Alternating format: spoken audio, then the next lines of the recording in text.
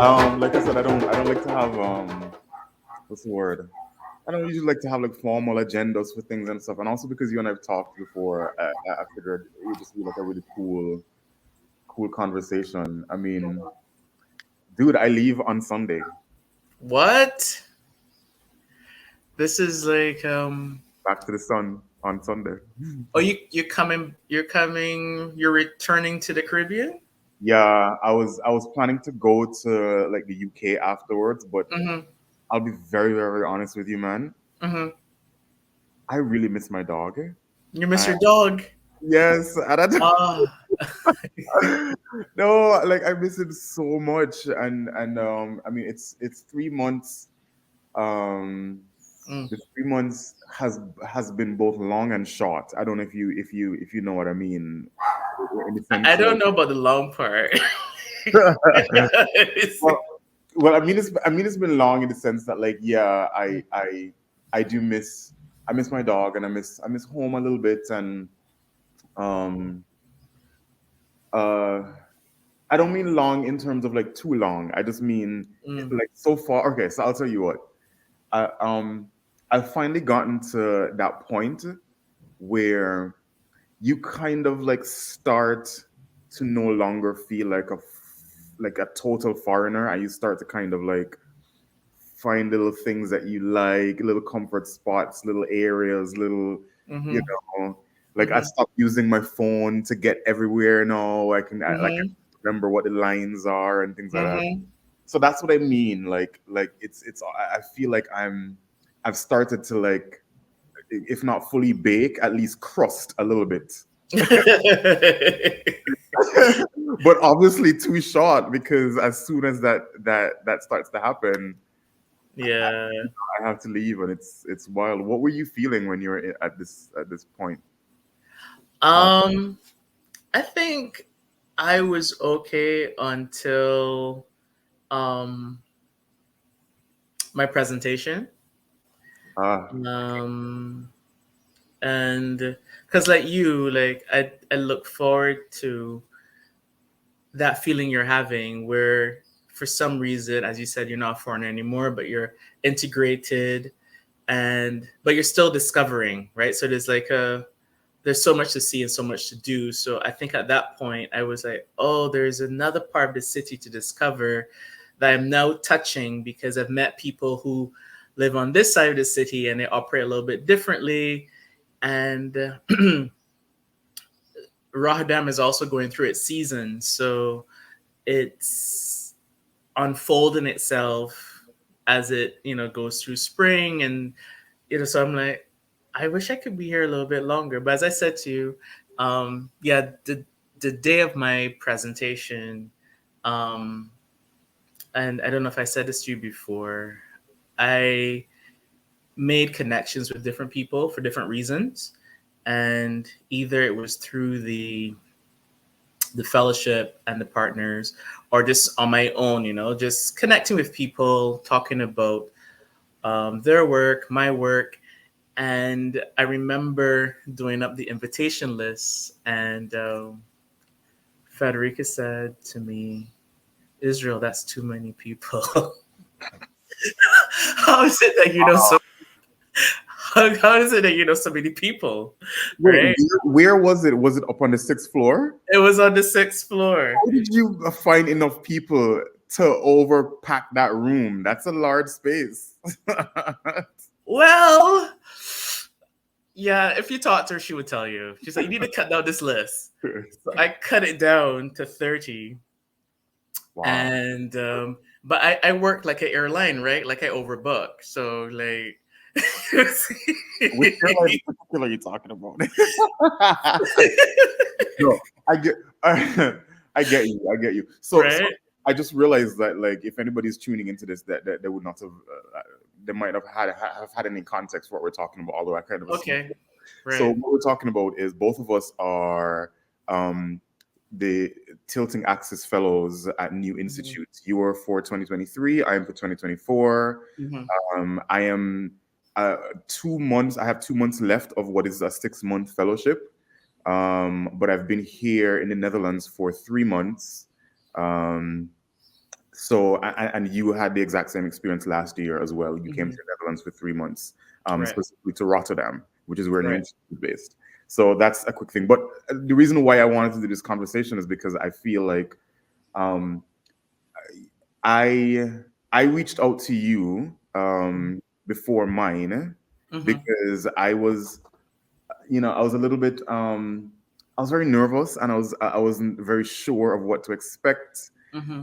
Um, I was Yeah. having the whole imposter syndrome thing. It was a Hmm. very kind of like it was a kind of an isolating experience, certainly coming from a small island because um so I mean, like I don't know about you, but like in Barbados, but in St. Kitts, things Hmm. like this make the news, right? Yeah. So people are posting after the announcement came out, people are posting it everywhere and asking Right. lots of questions and stuff. And even though some people might find that very enriching, I kind of tend to feel that I tend to feel the spotlight as very isolating because Yes. it's all It just is isolating. so there wasn't anybody else who I could really relate to Hmm. in a way. So I reached out to you Hmm. to kind of say, hey, what was your experience like, and da da da da whatever. And it Yeah. turns out you were really really cool, Hmm. and you were able to really. I think you are probably one of the best um, preparatory experiences I had prior to coming here because I was getting it straight from the horse's mouth. The most previous one, you were very Hmm. relatable and open. So I feel like on the one hand, maybe incumbent fellows might find this useful, but also I Hmm. myself have been getting a lot of questions from people within my network about Hmm. what is it like to do a fellowship? What is a fellowship? How do people do these things? What does it entail? Is it a job? Is it a what is it? What is it? So I thought Yes. this might just help. I like to kind of do things where when lots of people ask me the same question, I can just send them one link to something and go watch that. Go and Or- watch that. Yeah. Spend time with it. exactly. Um, So that's the and whole purpose of this. I mean, it was the Tilting Axis Fellowship was my first fellowship, and I get a sense that it's quite unique because all fellowships are different. Mm. But I think one thing I said to you, what was it? It was because it sits in research and development, they're very open to experimentation, Mm. and all the boxes that you would think you need to tick, they don't apply. Yeah. So, Yeah. um, you know, they're like, you're not obligated to make or create, to write, to do anything at the end during, Mm. right? Yeah. Um, Even though all those experiences are available to you. which are all available. Yeah. And because we've been trained to be results oriented, it is difficult to flip that Mm. and to be open to that. So you're like toggling between the two because you want to be able to show that you've done something. Yeah. But what, and I'm actually would like to, I'm battling with that right now, like every day. I must be able to show something, right? But In the experience, relation to tilting axis yeah, specifically? yeah, yeah. Like I Oh, feel as though I need to, be able to show I've done something. But the experience is the thing. Um, yeah. And in fact, they keep saying that actually. yeah. I'm surprised at how many people have said this to me because one, this seems to be in some way aligned to the ideology of New Institute, which is a very Hmm. experimental um, space, and Hmm. they allow for people to kind of come to their work in the way that best serves them and ultimately Hmm. best serves the work. So, Right.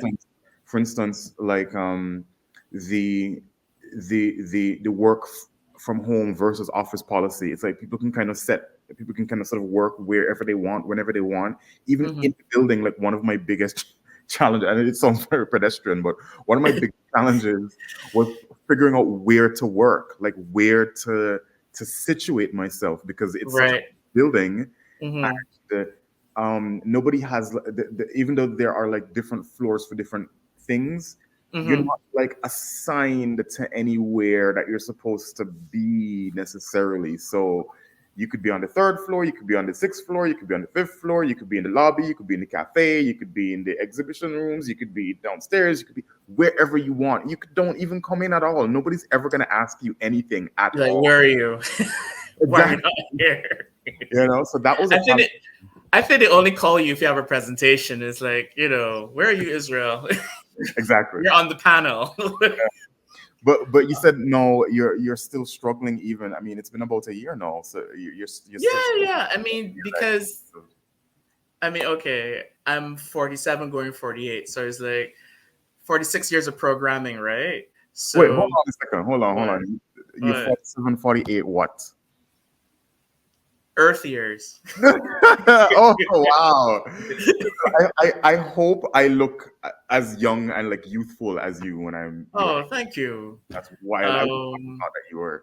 I thought you were literally the same age as me. I'm 35. You're 35, right? I don't think I ever told you, so yeah, hold on to that. Okay. So yeah. What was I saying? You're 40. Yeah, like to undo that level of programming where you're results oriented and know that it's like it's continual, right? You have deliverables and deadlines, and so so you're toggling between the two. I mean, even though I'm working with different organizations and different people, and they have their timelines and they have their budgets, but I can see the value of giving space to individuals to explore, experiment, and see what comes up, right?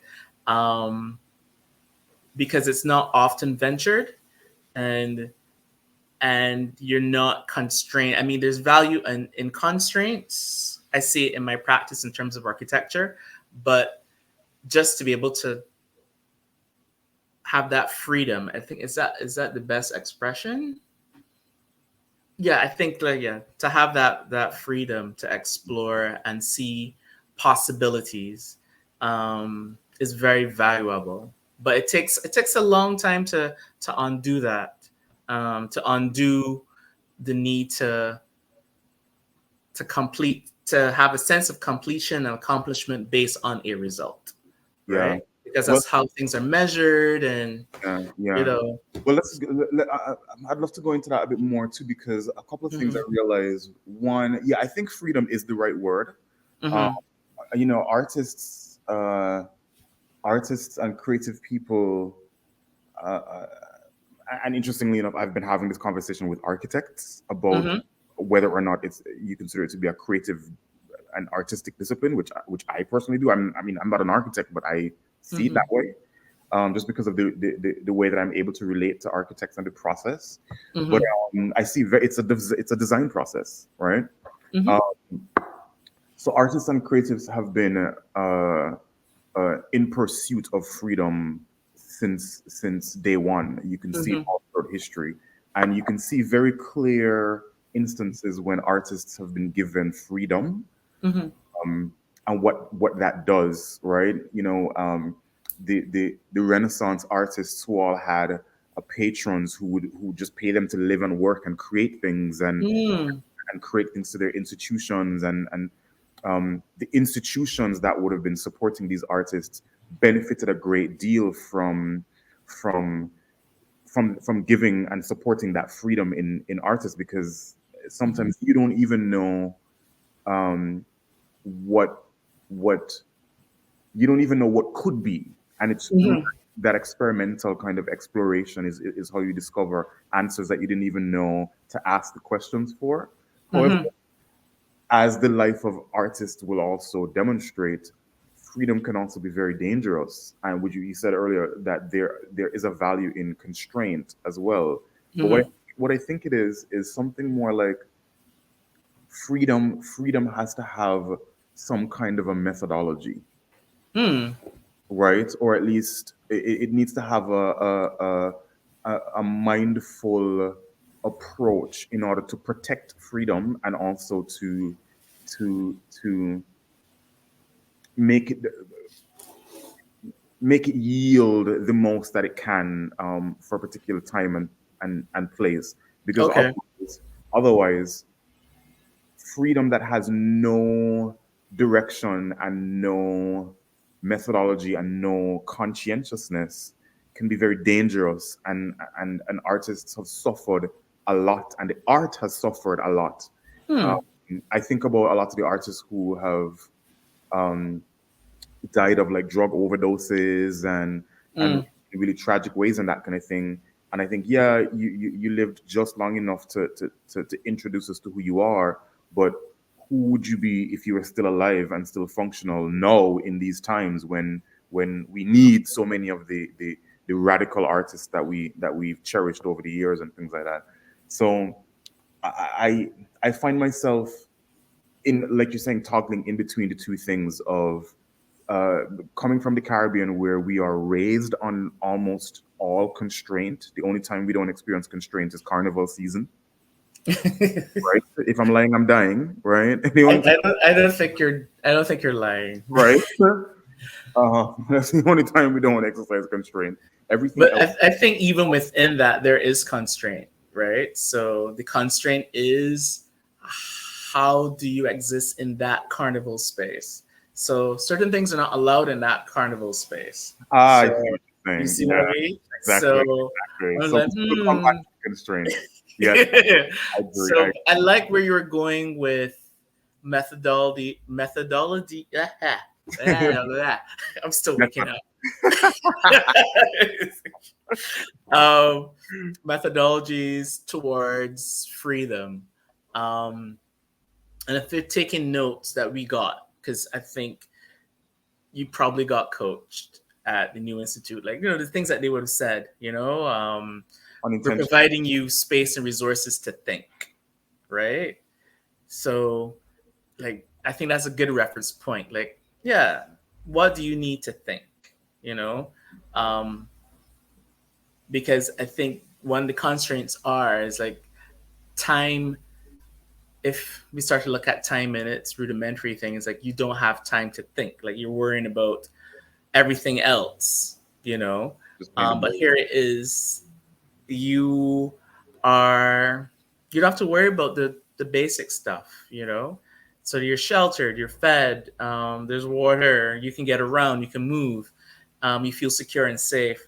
Um, and that brings about a level of freedom, even if it's for 3 to 6 months. Yeah, And in the grand scheme of things, if you look at if you take a year as a measurement, that's a privilege, um, just to be able to unfold and unravel what's possible. yeah. So that's one of the things that stayed with me, when they said, "Yeah, we're giving you resources so you could think," and we go like, "Huh, Yeah, and basically anything that you need, yeah, whatever it is that, I mean, the I keep saying it, the line that sticks out for me the most was probably from one of the first conversations I had with the tilting axis team and one of the partners, mm-hmm, particularly Charles for the director at Stedelijk. mm-hmm, He said to me, he said, "Look, we don't care about your outcome. We care about your process. Your mm-hmm, process is what's valuable to us. That's what we right, want." And I was like, "Are you sure you want my process, bro? My process is messy and chaotic and at times unprofessional and inexplicable and mm-hmm, unpredictable and right, volatile. You don't want to see an artist. I've made a career hiding the process. You don't show the client the process. I mean, I come from a school. Well, it's a school of design. I never studied designing as a formal mm-hmm, art form. More mm-hmm, bouncing around agencies all over the Caribbean. You don't show clients drafts of things. You don't let them into the art room. You don't let them see a process. In fact, I have a very specific um, ideology when it comes to options. I don't believe in giving clients options. I'm vehemently against it. wow, One option. You pay me to go solve the problem in the best way that I think that it can be solved.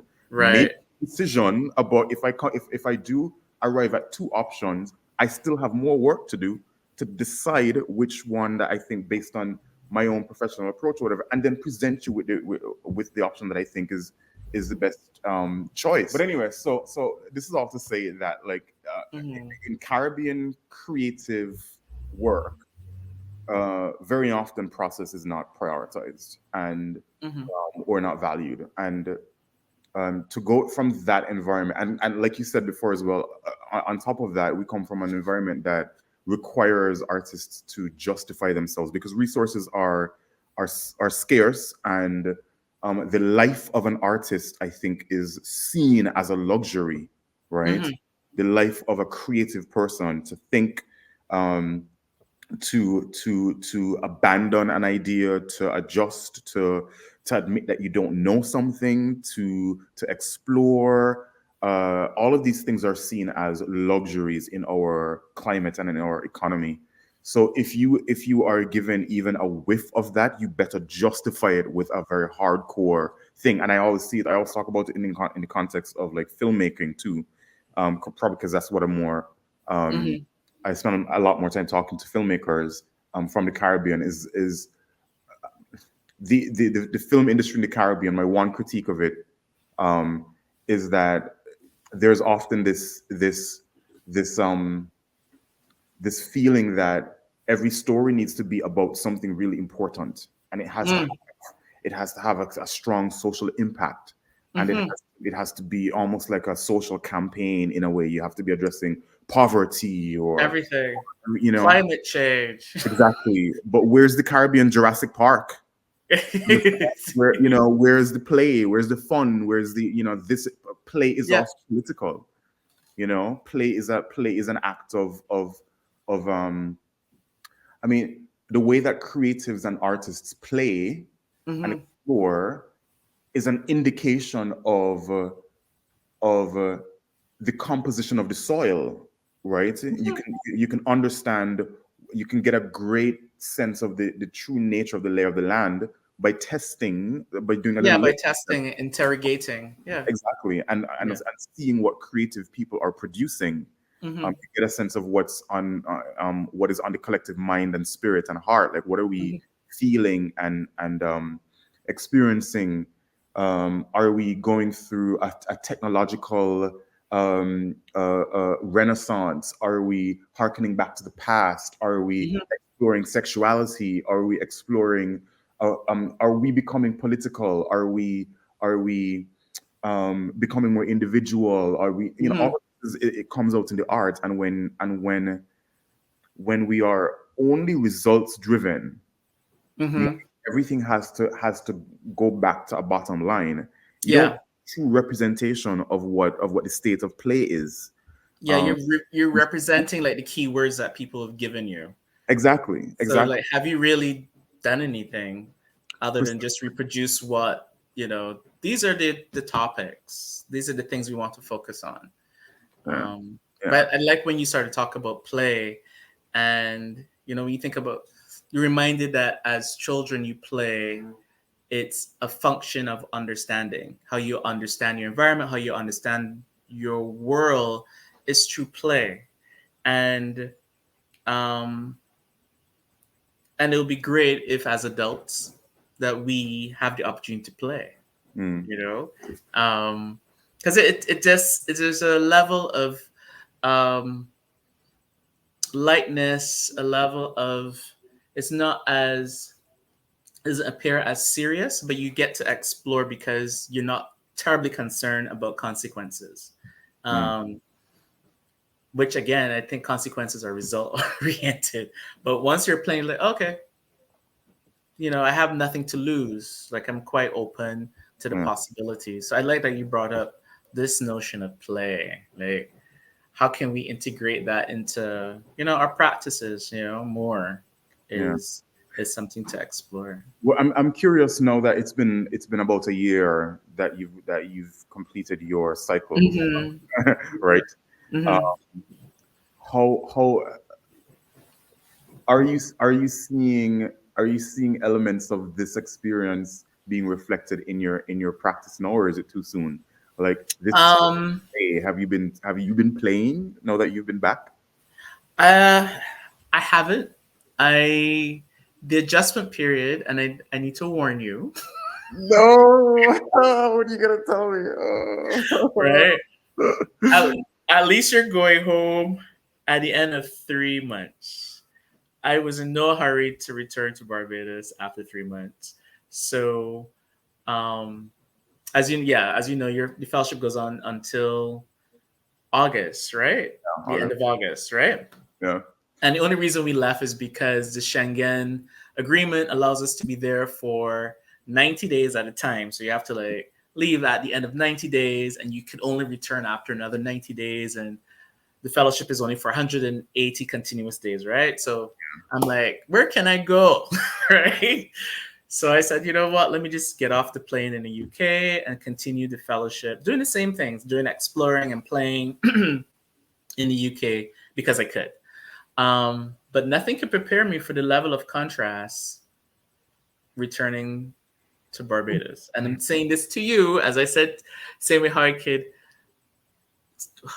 we spoke earlier this year, is prepare yourself for that. Prepare Yeah. yourself for the contrast. So for a long while, I felt, even though I knew what I knew, um, I also felt hopeless, if that makes sense, right? So I was very closed off for a long time. I didn't touch any of my current projects. I said, yeah, I'll probably look at stuff. I think I returned home in September. I said, okay, I'll give myself 2 weeks to see if I could, you know. Um, and I couldn't do it. So October came, couldn't do it. November came, couldn't do it. And it was really interesting having that experience of returning and feeling that this Barbadian space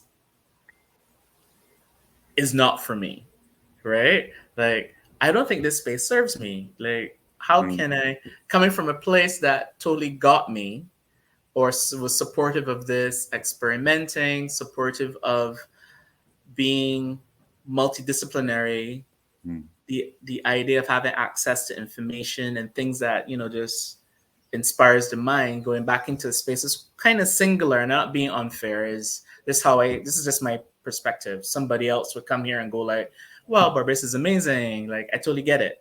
um Both things are true. yes, both things are true.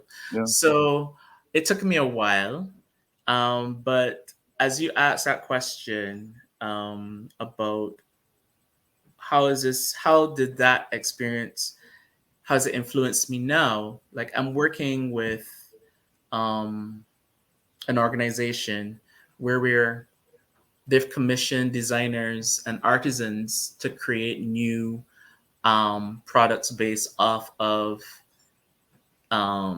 intangible heritage, right? And they want it done, you know, they're looking to make the items contemporary. So they have me as the project manager. So I'm not leveraging my design skills in that way, but I'm using a different type of design. But I'm not a designer on the team. I'm a project manager. And I think at this time, this whole idea about giving people space to play,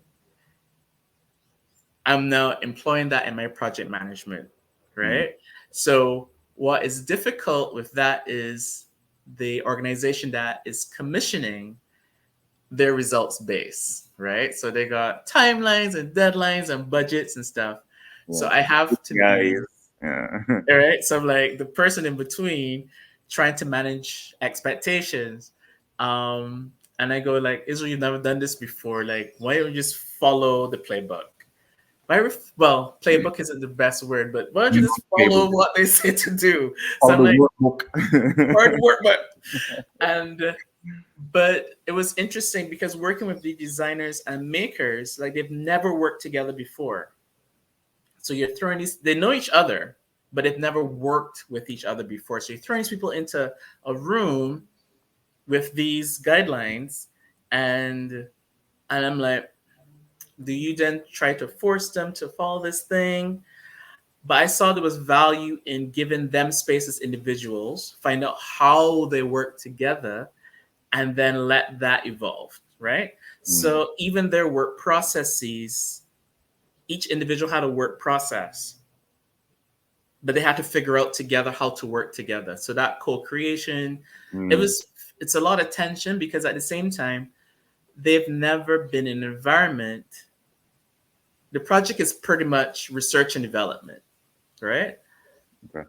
The commissioning organization obviously hasn't seen it like that. They're very results oriented. But I see. this has never been done before, right? So Yeah. in my mind, be just be open to what comes out at the end, if Yeah. anything comes out at all. So that's one thing I'm walking with, but also holding the hands of the designers and the artisans because a lot of them are very like, as you said, resources are scarce, right? So their thinking, their thinking has been, if I was making, their thinking is, I am making this for me. So I have scarce resources. So therefore, I am not open to trying something new because I don't want to waste the resources. So I remember saying to them, I see. I said, no, they're paying us to play, right? Like they're paying us to figure this out because this stuff hasn't been done before. The designers themselves Wow. haven't worked in the material, right? They've never worked in this material ever.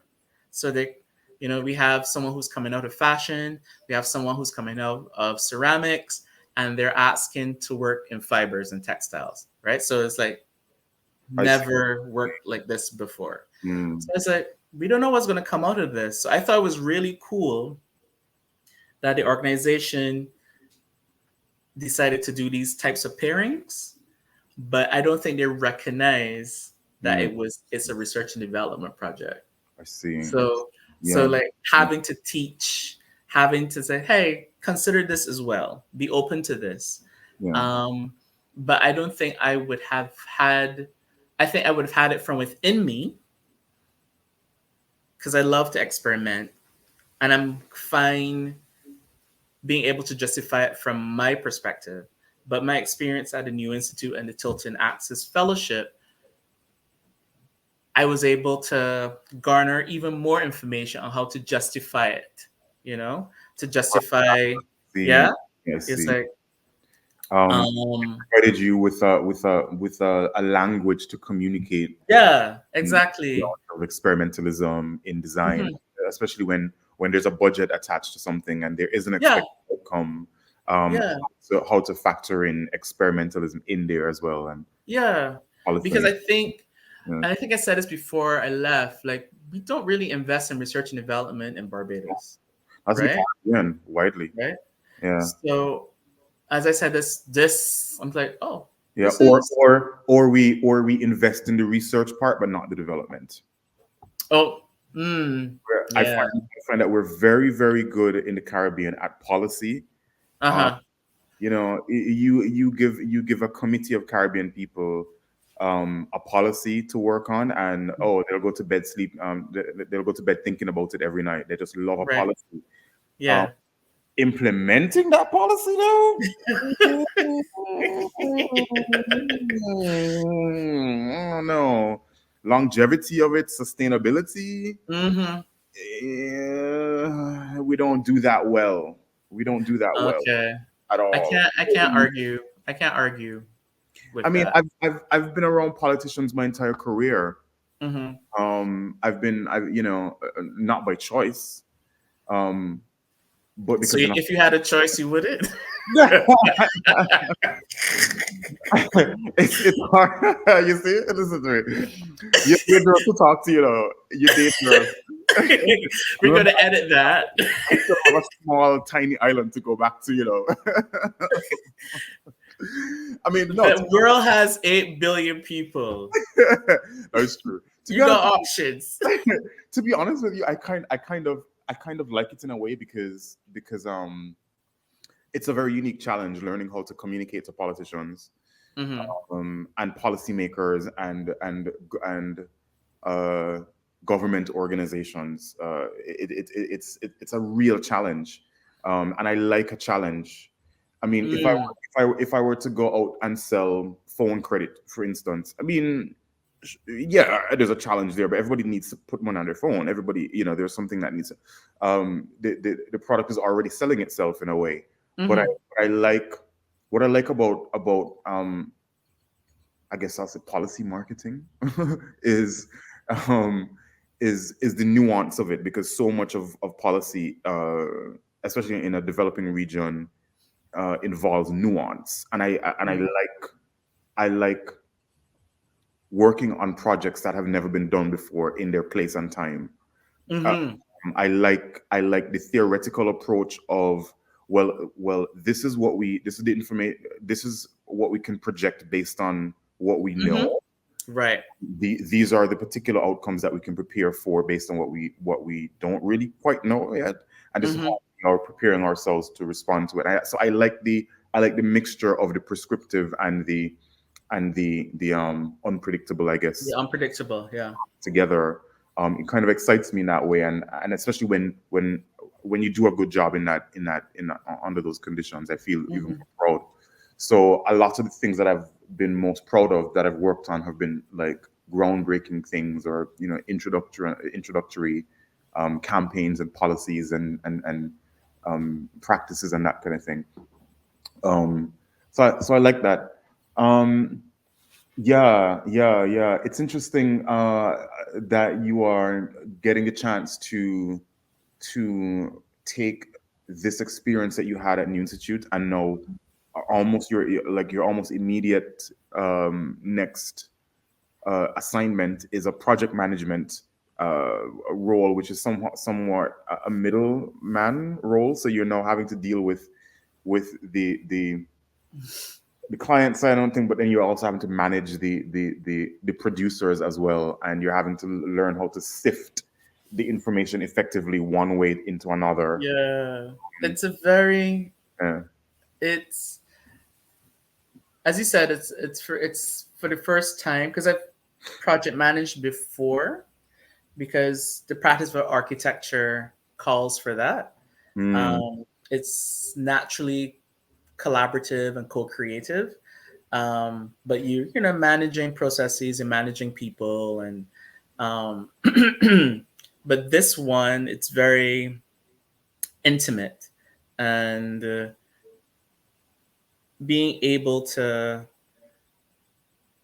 see the value of where you are and what each party is trying to achieve, right? um, and See. and always remember you're dealing with humans, because I think sometimes when these projects are designed, they forget that you're actually dealing with people, right? um, Which is and kind of easy because you're dealing with like built structures a lot of the time. So what's most front facing, I can kind of yeah, see often you're dealing with material and uh-huh. space, Yeah, all that kind of stuff. but who's making it, right? Exactly, and who's living in it? It's like Using it. we're not. It's not being printed. You're not inputting the information in your keyboard and it's spitting it out over there by a machine. Like literally, people are making this stuff, and Yeah. they walk around with so much, So on the day something will come on the surface, and you're going like, okay, how are we going to work this through? You mean like Well, small things? You mean, or yeah, of course, right? So you're like, how yeah. are we? How? Who are we serving? Like, who is this project for? You've asked these people to come on because of their talent, but they have their talent for multiple reasons, right? They're just not software you upload and run. Like, they're people, right? They have emotions, they have needs, they have values, and all these things shape their talent, actually. So Yes. how can we on this project best serve this member of our team so they can, be their best self? So that's been my approach. I mean, I get some lashes, but maybe I like that. I don't know. Say more. No, on the different channel, maybe. Definitely. Follow me on Twitter. The real Israel. The real Israel XO. So yeah. It, I wanna know more about your mhm. your integration experience coming, like, In Rotterdam. yeah, preparing to come. How did you prepare, like, mentally, um Mm. and like what kind of research did you do? What were your fears? What were your expectations? All that stuff. And then how, I know what happened on the ground after you landed, and how, Mhm. what expectations did you meet? What were the culture shocks? All of that stuff. Oh my God, so many, so many. Okay, so um, my research was titled, or is entitled, Above Oceans, um, and it is looking at ways of using resources, physical resources of Barbados's location, um, to see how we can create new objects, new materials, um, in meaningful ways. So I don't know if you know this, but geologically, Barbados is an anomaly.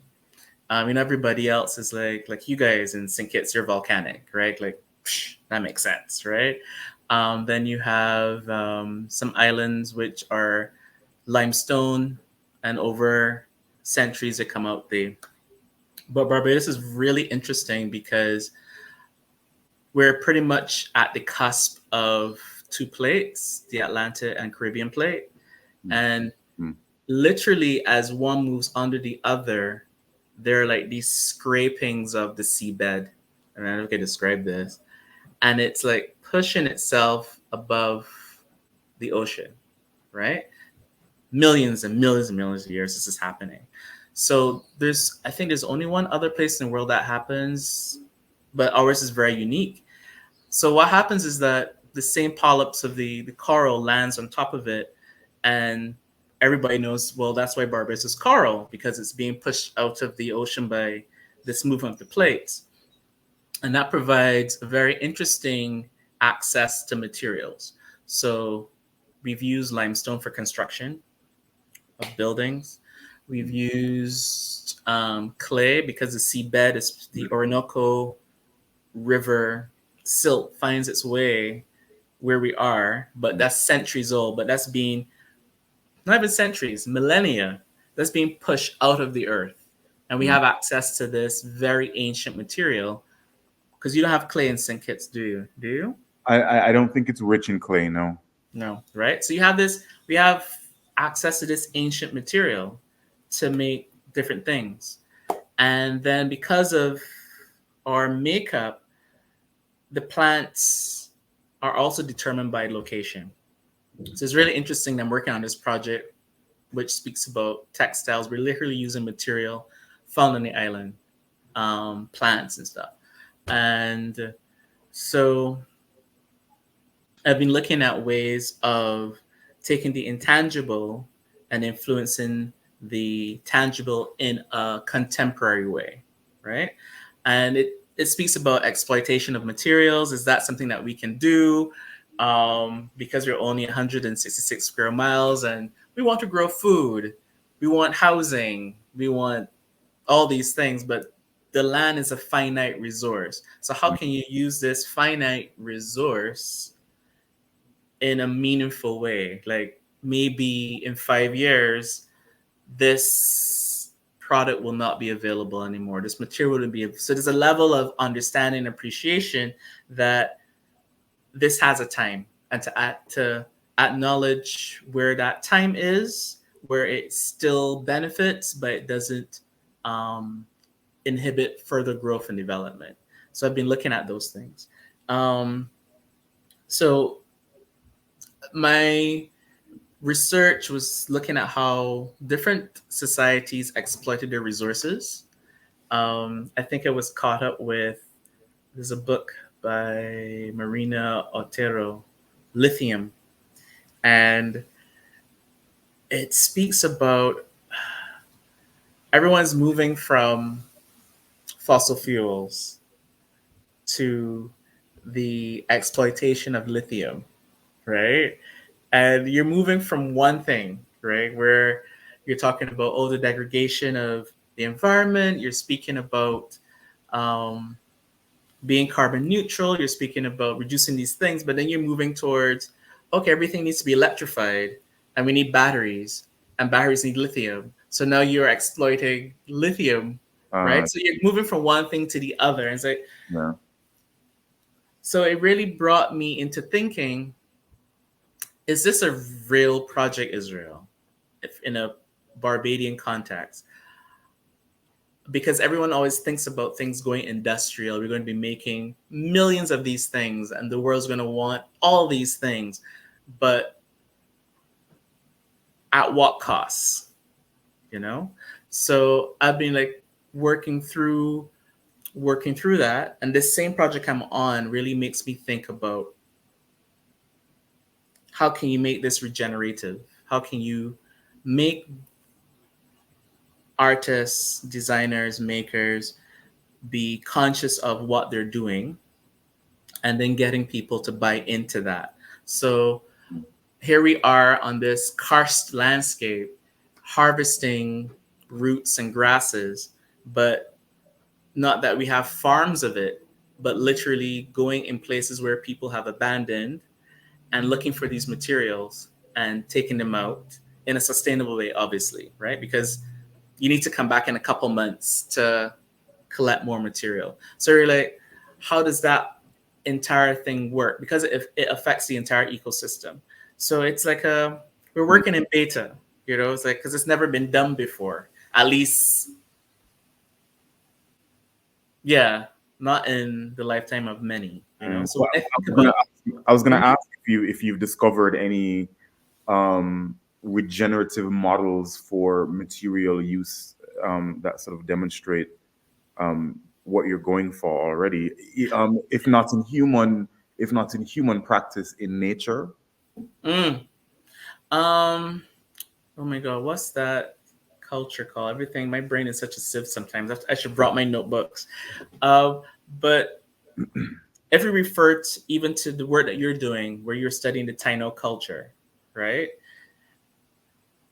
I think the key point is that there isn't an industrial aspect. Like you're making I for see. what you need, Yes, right? So substance nature. Yeah. yeah, so I just need this, or we just need these, Mm, and we will use this until it can't be used anymore. But even when it's finished, it can be easily integrated into the environment again. So a lot of things that we have industrialized, or the expectation is you must be able to produce millions yeah. for eternity Right. because people are going to need these, right? Need these items, as I should say. Um, so yeah, I think it's more about an approach and culture. And Mm. not many of us are like that. Like we're very disposable. So these are the constraints. These are the things that you're bucking against, right? Yeah. The next best thing, or I have the newest thing, as opposed to I have this heirloom from my great grandmother, which still is beautiful or which still works. These things, long and cherish, are becoming less and less part of what we do. So it's like, okay, how do we return to that? Do we want to return to that? Is that also sustainable? Because I think ultimately people want to grow, people want to make lots of money, because there are things that we are grown accustomed to that require us to let go of money.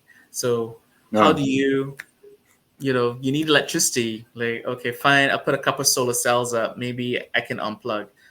But who controls communication? The telecoms do, and they take your money, right? Like we're here now Yeah. on the internet, like it's not free. Yeah. Yeah. right? Yeah. Right? Oh, yeah. It's true. I only realized just recently. I mean, it's wild. Mhm. I'm kind of like a I I appreciate technology, but it takes me a long time to upgrade things, especially things that I think are working perfectly. That like, I have a perfectly fine iPhone 11 Right. and it's working quite fine. I'll do you better. I have a 6. Oh, as what, like a paperweight? What do you? How do you?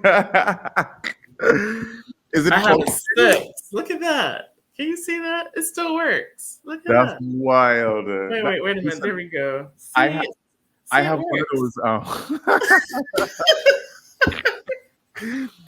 I'll do, I'm gonna rinse it out to I'll do the you one end. better.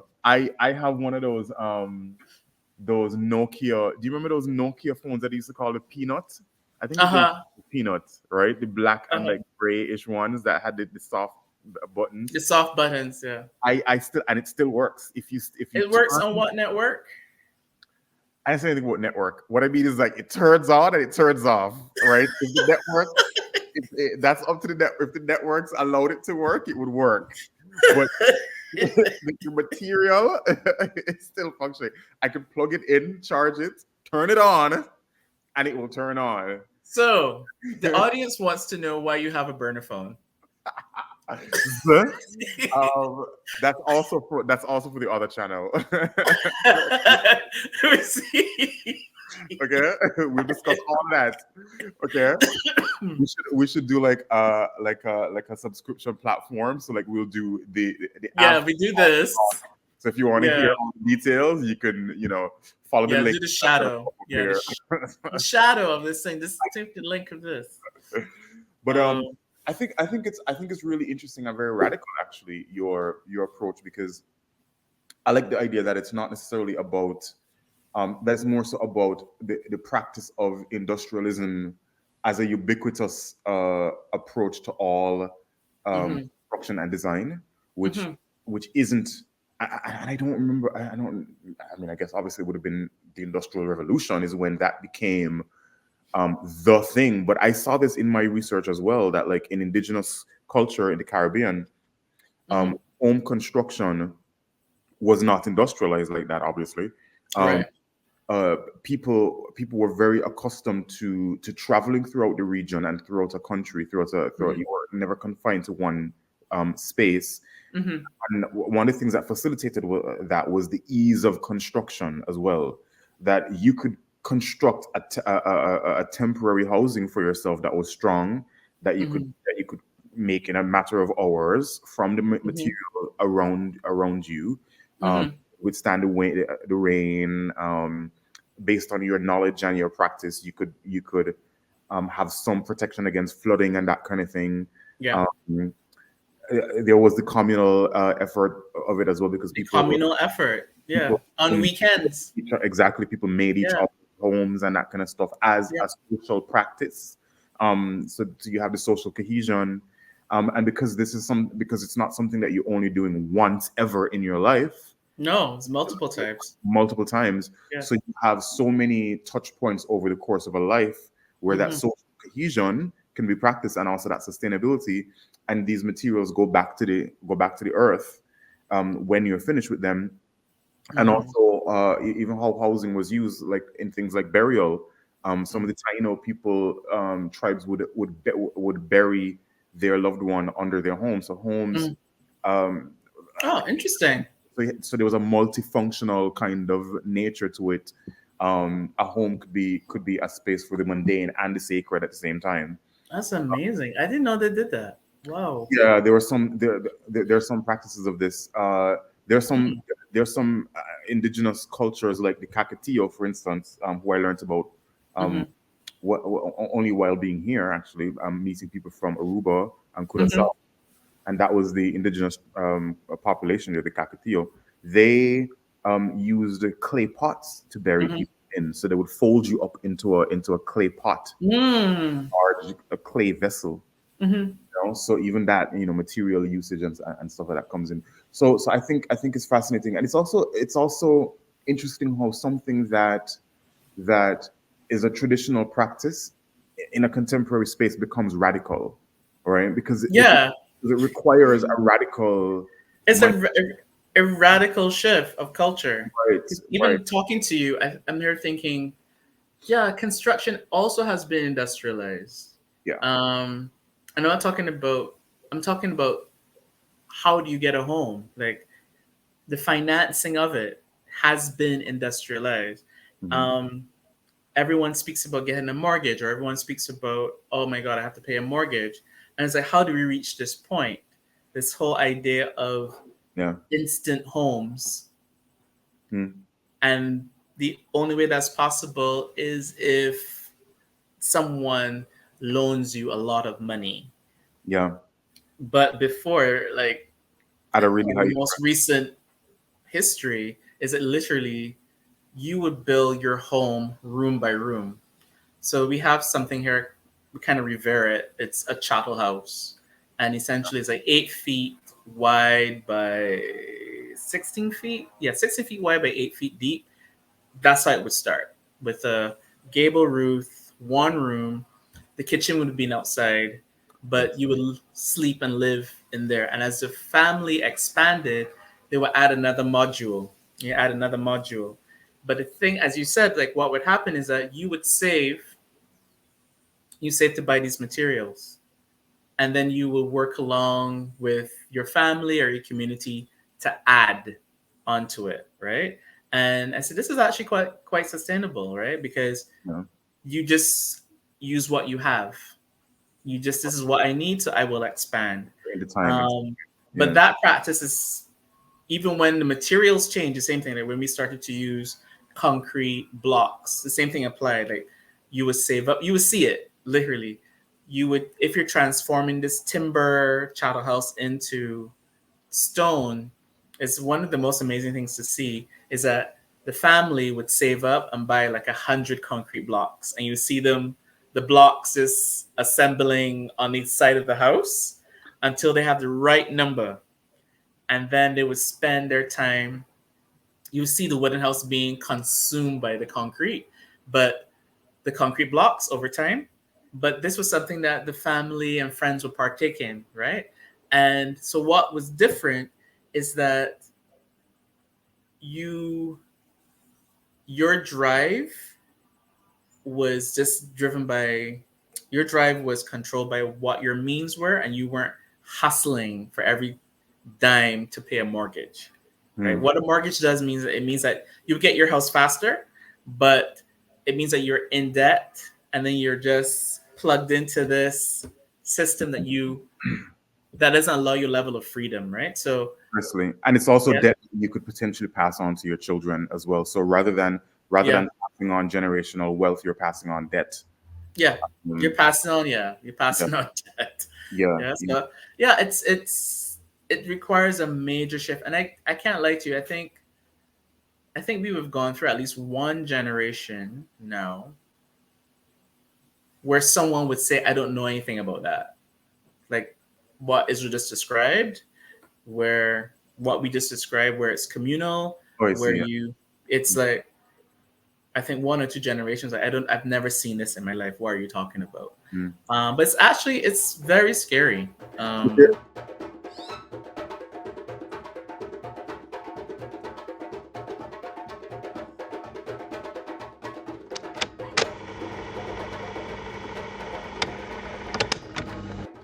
Or you have to check and see if the policy says anything about, it's always this, it's I all, love that person though. you know. You can have that person on your team. That's risk management, So okay, so risk you analysis. can have one of those persons on your team when you have an entire room full of people. Okay? No, okay. I was wanting to ask you this question because you're talking about project management, right? Uh, Have you ever heard of the four tendencies? no, It's a no, but tell me. it's a framework. It's sort of a personality framework, but it's more to do with how people form habits, but also how they complete tasks, especially in Oh, like a workplace, but not just workplace, in any collective really. So the fourth and it's by this the researcher is called, her name is Gretchen Rubin. She's a writer. I'm um writing this down. yeah, I'll send you a link to her talk, because I talk about her work a lot. I find it's been very eye-opening for me in my career. So the 4 tendencies are obliger, upholder, questioner, and rebel, right? And you're generally one of 4 things. So an upholder is someone who readily meets internal and external expectations. So you say to an upholder, it's really good to go running every morning at 4 a.m. The upholder isn't going to need anything else. They're going to be up tomorrow running at 4 a.m. They're very type A. Those are the kind of people who give them a deadline and they always meet it. They can meet their own deadlines. If an upholder says he's going to do 50 push-ups, even if at 25 he's already like he's going to push himself till he gets push through and finish at 50, and he doesn't need anybody else in the room. Like, it's just hardwired, right? And I do mean hardwired. Like, upholders can sometimes come across as a little bit hardwired. So for instance, an upholder might be meeting up with a friend that they haven't seen for the last 10 years, and after an hour the upholder is going to go, okay, I have to go now because I have to go running at 4. Oh my God, I know that person. Right? Okay, because that's just in their mind. Like, they've already set that expectation and they're going to meet that expectation. So even to a fault. Okay, I'm not that person. Go on. the obliger quite readily meets external expectations. So he obliges, but they struggle to meet internal expectations. So you say to an obliger, hey, you should go running tomorrow morning at 4. The obliger is going to say, yeah, sure, that's a great idea. Tomorrow morning ain't going nowhere. But if you say to an obliger, hey, I go running every morning at 4. I'm going to pick you up tomorrow morning. The obliger says, yes, he's going to be up at 3 because he cannot let down somebody else's expectation. Okay. So they call obligers the rock of the world because obligers make really good teammates, really good leaders as well as really good followers, really good partners. Like obligers, but the issue is that they struggle with their own internal expectations. So they almost need some kind of outer accountability in order to complete a task. They need a deadline. Yeah, I got shades of that. Yeah, I got shades of that. The questioner will meet an expectation as long as it makes sense to them, right? So the questioner, you say to them, hey, you should go running tomorrow morning at 4. Well, why? Why can't I go at 5?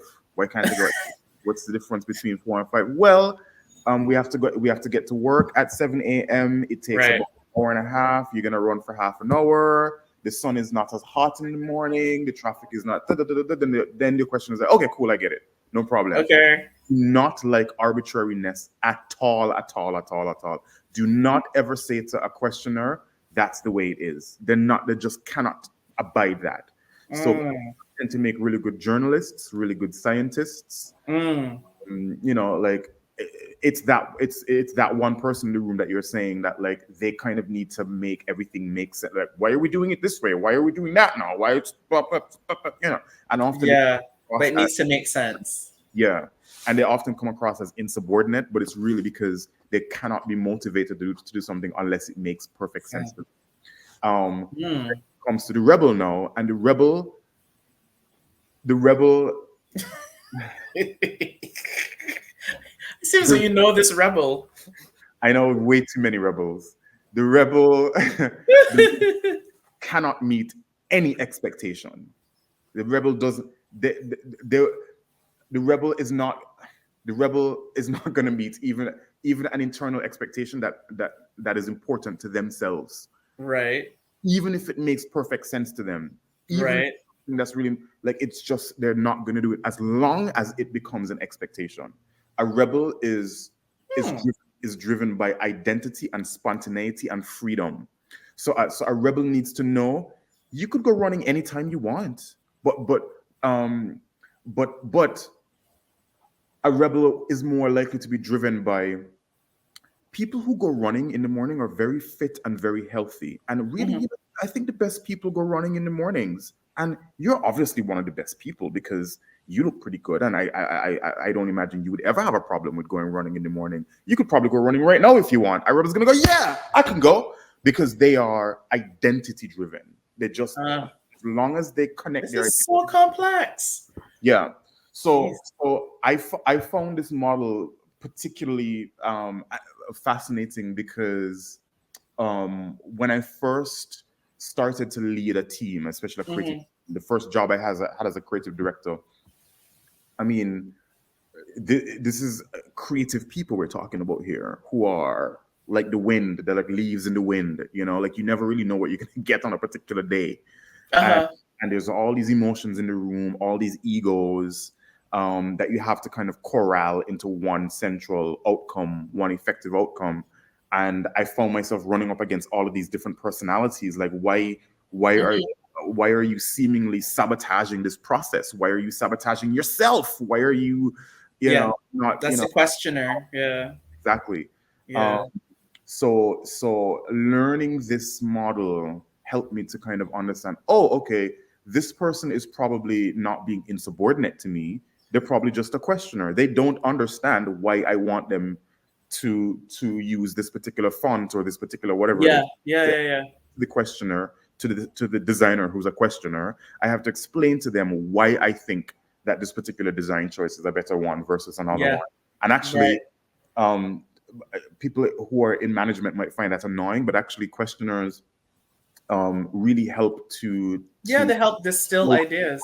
Exactly. They make sure that what we're doing makes sense and has gone through the right amount of inquiry. Versus like a rebel. I mean, rebels, as you can imagine, are very common to the creative industry, right?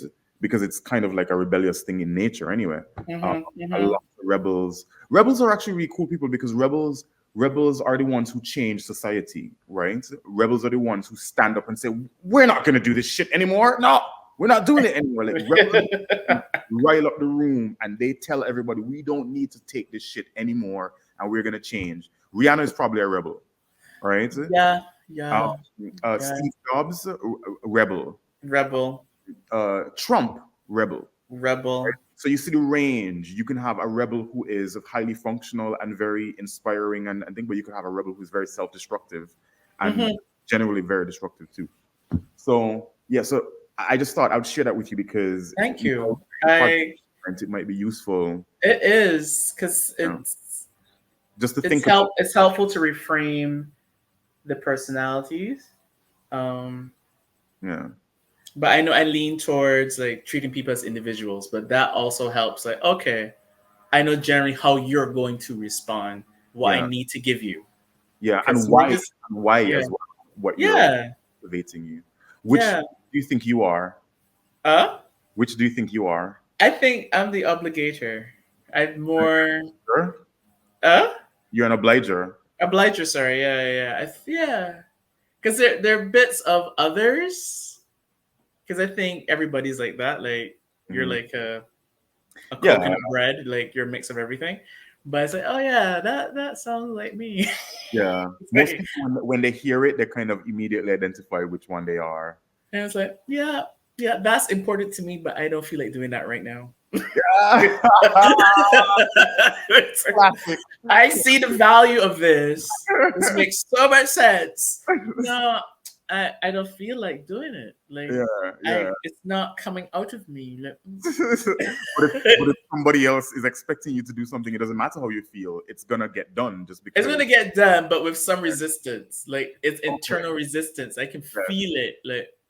So there's a very fascinating phenomenon, right, that occurs within this model, to obligers in particular, and it's called obliger rebellion. Oh Jesus! Right. So what she has found, this researcher, what she's found is that obligers will oblige and oblige and oblige and oblige and oblige and oblige and oblige and oblige and oblige and oblige and oblige, and when they're done, they're gonna oblige a little bit more. One day, just seemingly out of the blue, this one thing that they've always done, they will not do, and they're done. Done. I'm guilty. It happens. An obliger will show up Monday morning at 9:00, and they've handed in their resignation at 9:05 just because somebody said the wrong thing to them, or I'm guilty. They'll leave a marriage. they will shut down. They're just done. This done, and it was like, what's the problem? I don't I understand. didn't see it coming. I didn't see this coming. What's this all about? Yeah, Yeah, I'm guilty. that's how you can tell a true obliger. I'm so guilty. Rebellion. Oh, I experience that all the time. I'm a classic obliger, by the way. I'm a textbook obliger. Oh God, I'm okay, and I own it, and I don't feel bad. Yeah. I'm good. And also, what she's found is that people who like rebels who are in long-term successful relationships, 9 out of 10 their partners are obligers. Oh wow. Because only and seemingly only an obliger can stand a rebel for a certain period of time. Oh, they And have a capacity. Okay. because an upholder probably can't understand why No, that wouldn't work. right. Yeah. I mean, it would seem like the obliger and the rebel shouldn't work either because they're literally antonyms of each other. But what I think is that there is something inherent in the rebel nature that is attractive to the obliger. Of course. You want to rebel. You actually wish that you could be just that. You could, yeah. It's sexy. The rebel is who gives you permission to rebel as well. It's rebels can be infectious in a room.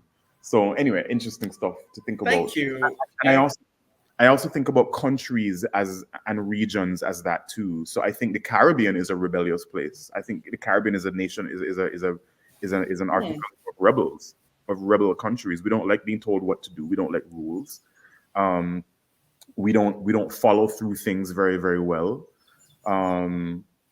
If you did a psychoanalysis, yes. Country, I think that. Yeah. Yeah. I think countries can fall into this model as well.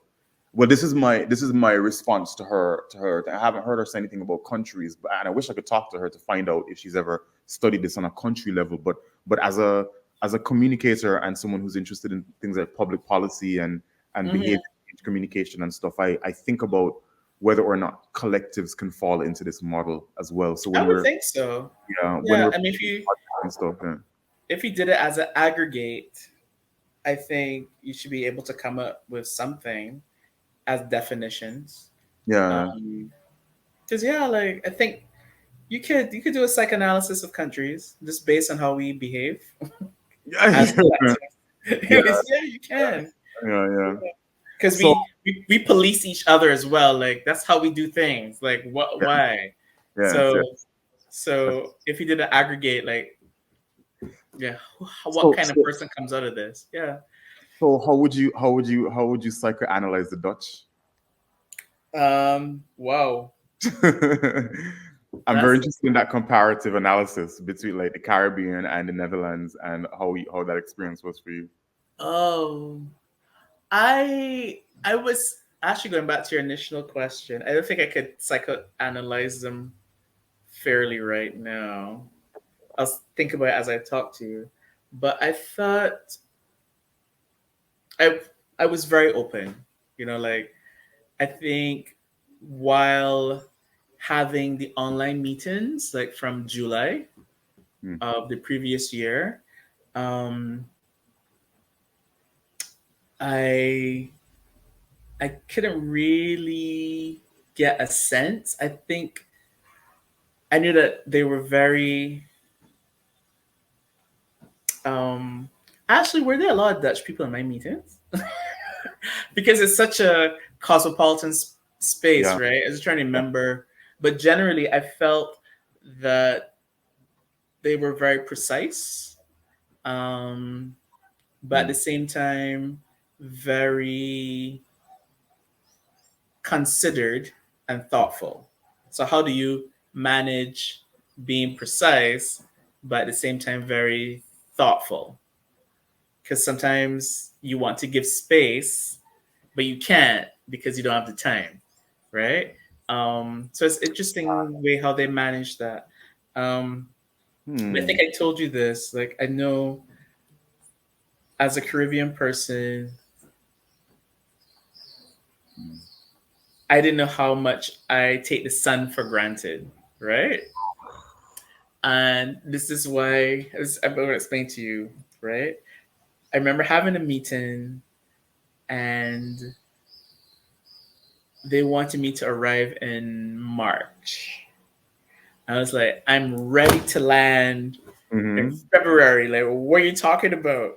And I remember having this online meeting, right? And it was with Charles, and yeah, Stedlick team we're having this meeting, and he said to me, February? No one's gonna come out and meet you in February, Israel. No matter what you do, we don't care how nice you are, how intelligent you are. No one's gonna come out and meet you. That sounds legit. Huh? That sounds legit. Yeah. Right. And I was like, what are you talking about? Like, and I had to understand my background now. I studied in Canada for 2 years, my master's, and their approach to winter is totally different. Right? If there's a blizzard, whatever, they will come out. Oh, that's extreme. Probably not when there's a blizzard, but the snow doesn't stop them. The sleet doesn't stop them. Below 30 does not stop them. They will come out. Like they embrace their location, everything. So I realized I adopted that too, even though I'm from the Caribbean and I love the sun and the warmth or whatever. Like, yeah, I'm going to be like the Canadians. I'm going to be out there in the snow, whatever, do my thing. So I thought that everybody in the global north was like that, right? Like, no, not my Dutch people. So I'm saying this to you, say, I remember we had this online meeting and their continents had changed altogether. Like, they weren't as like austere and okay. And I have built a familiarity with them. And I go like, hey guys, everything seems different today. Did the sun come out? And they're like, they were like smiling. It's like, how did you know? How did you know? I said, I can see and feel the transformation. I did not, and I refer back to Cheryl. I said, I didn't believe you when you said no one's going to come out to meet me. But now I can see why. Like one day of change, and it just And so yeah, I arrived in March, and it was still winter. I think the winter was going on a little bit long. And so they were very closed off as individuals. And I met the city of Rotterdam, like, you know, the colors and everything, like people were wearing black and gray. But I think generally Rotterdam people wear black. Amsterdam, they're more colorful. But they were very isolated. So you're on the street doing your thing, but you can sense and feel that people are still isolated. When that spring started to be more consistent and like, yeah, it's definitely spring. People just unfolded like flowers. I was like, that's how I think about them, like flowers for real. And I go like, smile, they walk around, they say hi to each other. And it's not pretentious, right? Meaning it's not put on. It's like literally these people are affected by weather significantly, right? So, you know, me as a Barbadian, and I don't want to use your word, a seeker at that point, like eyes wide open, trying to take in everything. And I go like, this is such an interesting human experience. And to appreciate that, not to find fault in it, not to be critical of it, but really just to take it in and accept it and try to, where is this coming from? You know? Because it connotes a deeper sensitivity than I think the Dutch generally let on. I think the Dutch like to have this view of, like when you talked about them being austere and stuff. I think they know that, and I think they, of course, I think they kind of have this. They sort of, in a weird way, almost pride themselves on being sort of cordial and being sort of very, you know, sort of what's the, I mean, people talk about the Dutch directness, and I do see the directness.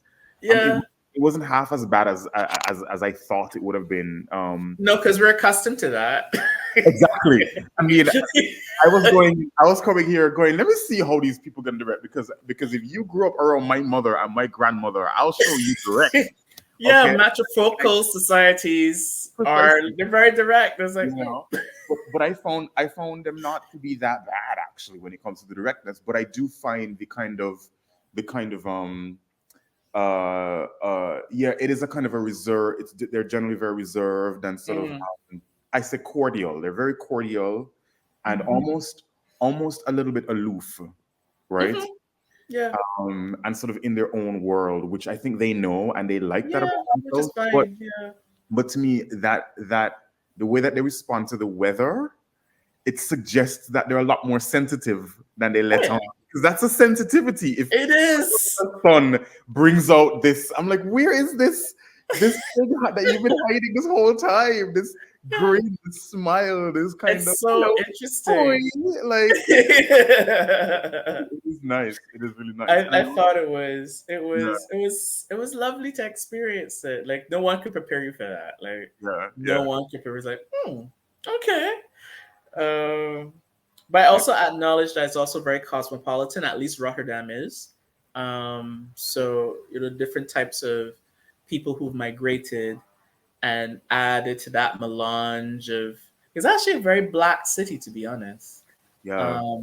So I think in that way, it would make people like us feel very at home, or it's familiar, like how we move, even the food, like the Surinamese food. Like I say, what are the other? Is it Portuguese? And there's lots of Italians here. I was surprised. Of course, yeah.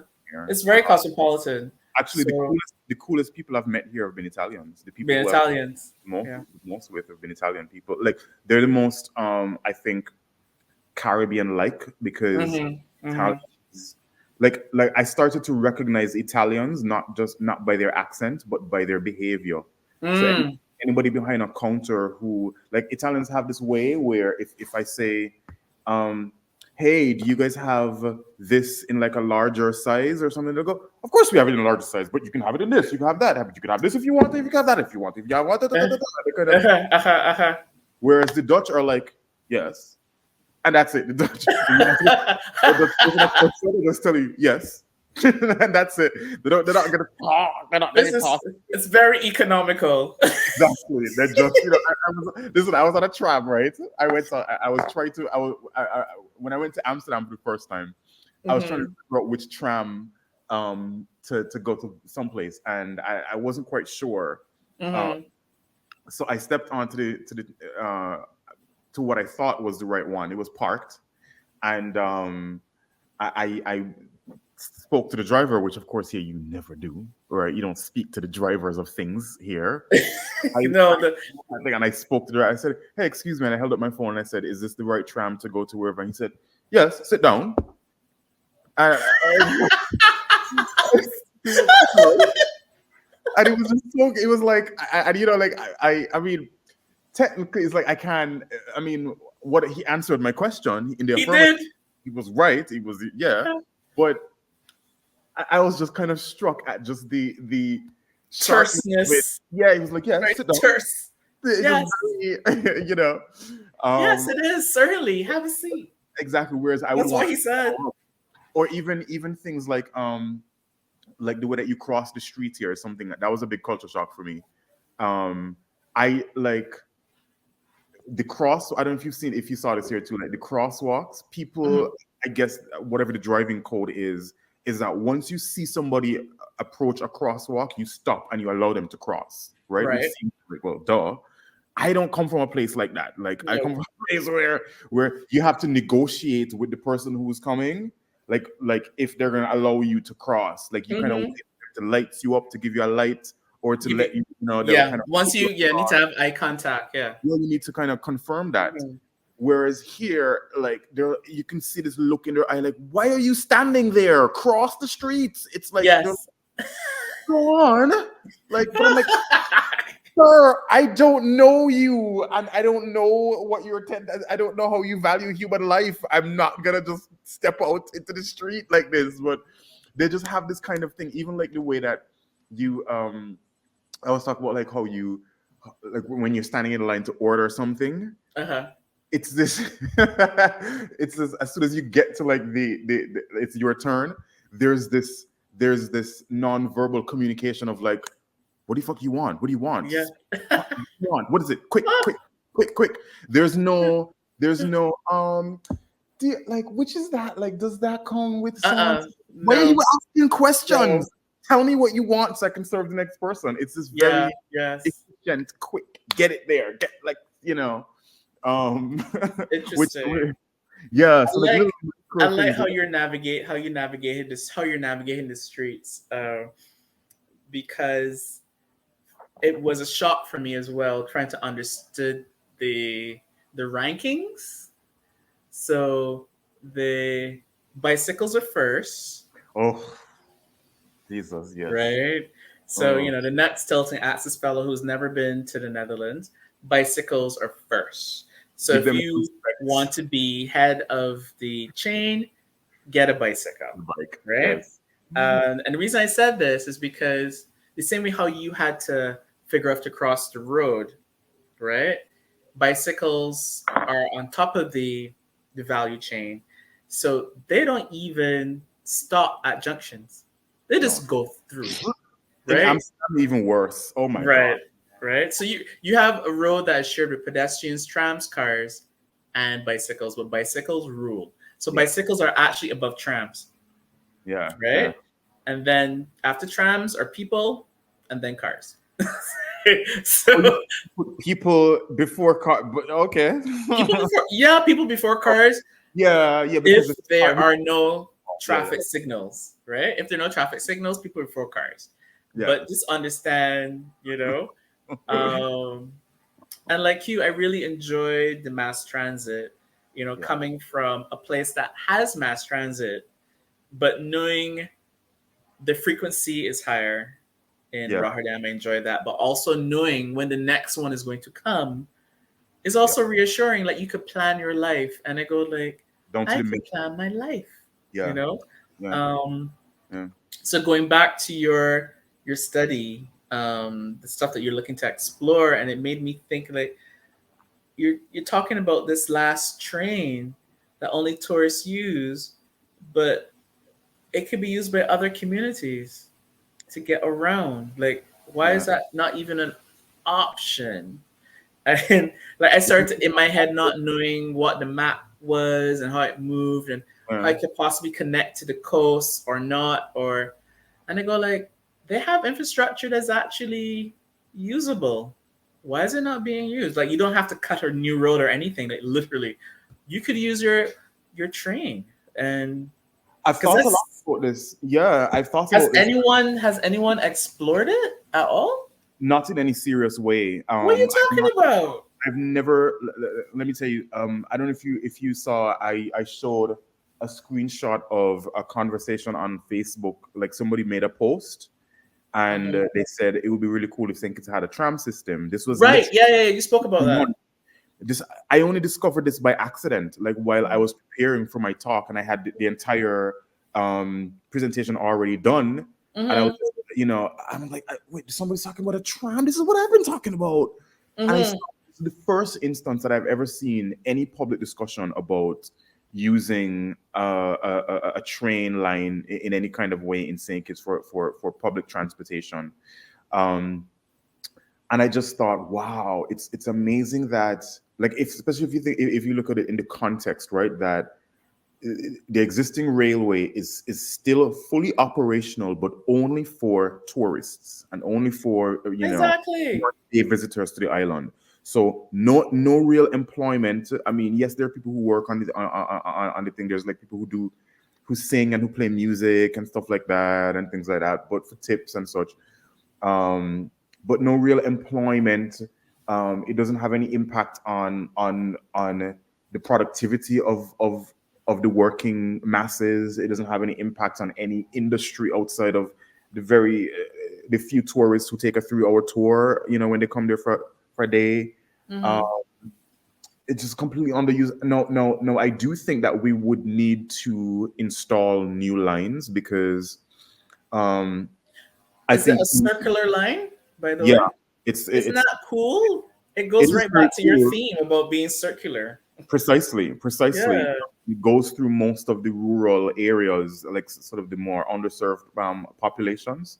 Uh, Mm-hmm. that where if you're out late at night, it's hard to get a bus home, or you're trying to get from one side of the island into your workplace in the middle of the capital. So the train line actually enters Bastille? It enters the basically the outskirts of Bastille. So Oh. where it the final stop where it starts and ends is right behind the airport. Mm-hmm. Airport, bro. So from the airport you jump off and you can take one bus into town, and Right. it's like a 5 minute drive, if that much. It would be a perfect stop off point for people who are flying into the island, and a taxi, you're trying to get there, you're trying to get to the airport with your bags and that kind of thing. Mm-hmm. Perfect, absolutely perfect. Hmm. Um, I think that we would need to do one of two things. One thing for sure would be to install a second line, because I think we would need to have the ability to have at least dual carriage. Like you need to have one going and one coming in order to make it Oh, I see what you're saying. Yeah. really efficient. So we need to install something right next to it.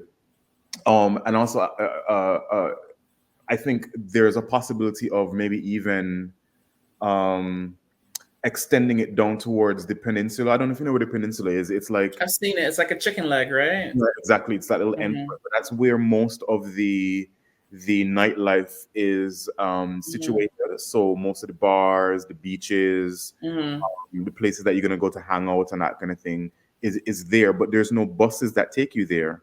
So in order to hang out in St. Kitts, in order to like have a good time, You need to have your own vehicle. you need to have your own vehicle. And like, let me tell you, I don't. Again, we don't have data for this, but I mean, I would say anecdotally, I think probably between maybe 40 to 50% of petitions own cars. If you told me actually 60% of us own cars, I wouldn't disbelieve you. That's crazy. You mean like as individuals or families? As individuals. So So that's that's what why you have really bad traffic. exactly, because you have single Oh. carriage roads. Everybody has a car. Everybody's trying to get to one place in the morning, which is Bastille, Mm-hmm. right? Which is already not built for a lot of traffic. Um, and and also the other spots where people would culminate, you don't have bus routes that take you there, so you kind of eventually need a car. By the time you're in your early 20s, you have a car, even if That's you're only family. crazy. I come from a 5 person household, and we have 4 cars, and Why you guys got 4 cars? this is not uncommon. It's because, Why are you guys doing so differently?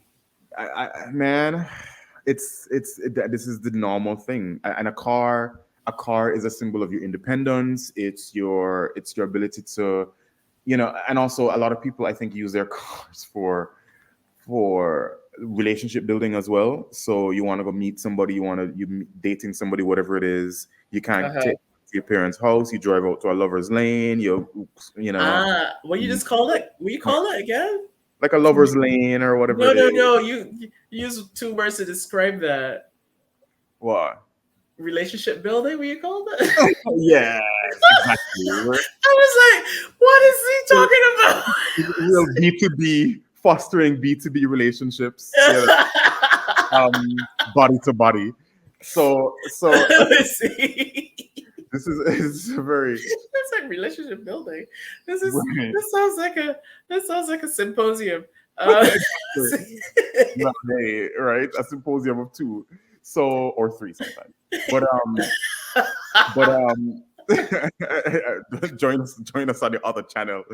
But yes, it's a major click problem. here. It's a major problem because I think about it a lot. Like what's gonna happen to all these cars when you sell them? I've already sold 1 car, right? So you're Um, on your second car. I'm on my second car now. Yeah, yeah. You mentioned that in your talk. Like, what happens to these cars? So literally, like, what happens to these cars? I mean, if a car gets too old and nobody wants to buy it, it just gets abandoned. It just on the side of the road somewhere, Mm-hmm. or maybe close to some landfill or something like that. Mm-hmm. What I think is that I think we're on the cusp of this problem. I think it's emergent. I don't think that which is why when like for instance, Lara from the Apple, when she asked if there's already any kind of like resistance starting to happen, my response was that I don't think people realize that there's something to resist yet. I think we are still such a young society that this upsurge of private vehicles is still fairly new, right? I'd say probably within the last 10 years or so. Again, Mm. we need like a solid decade before we realize anything is wrong, right? That's I what we're don't know. I think decade your scale should allow things to happen a little faster, fast. It should, right?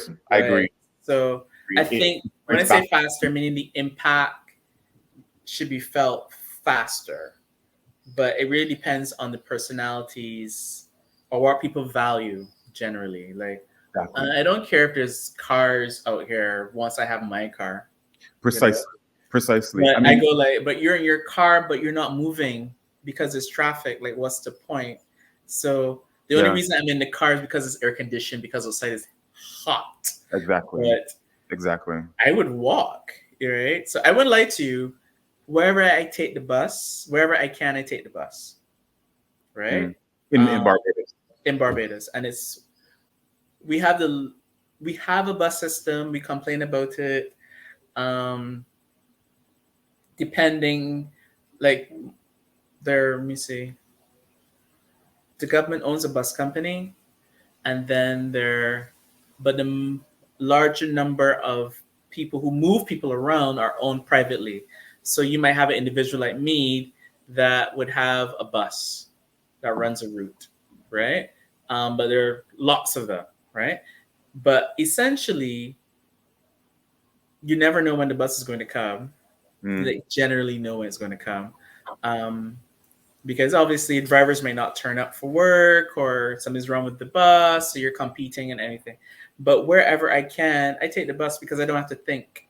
When I drive, I always have to think, you Yeah. know.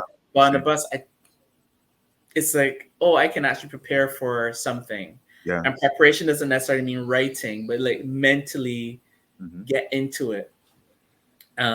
Just the whole idea of standing and waiting helps, but sometimes waiting could be a pain.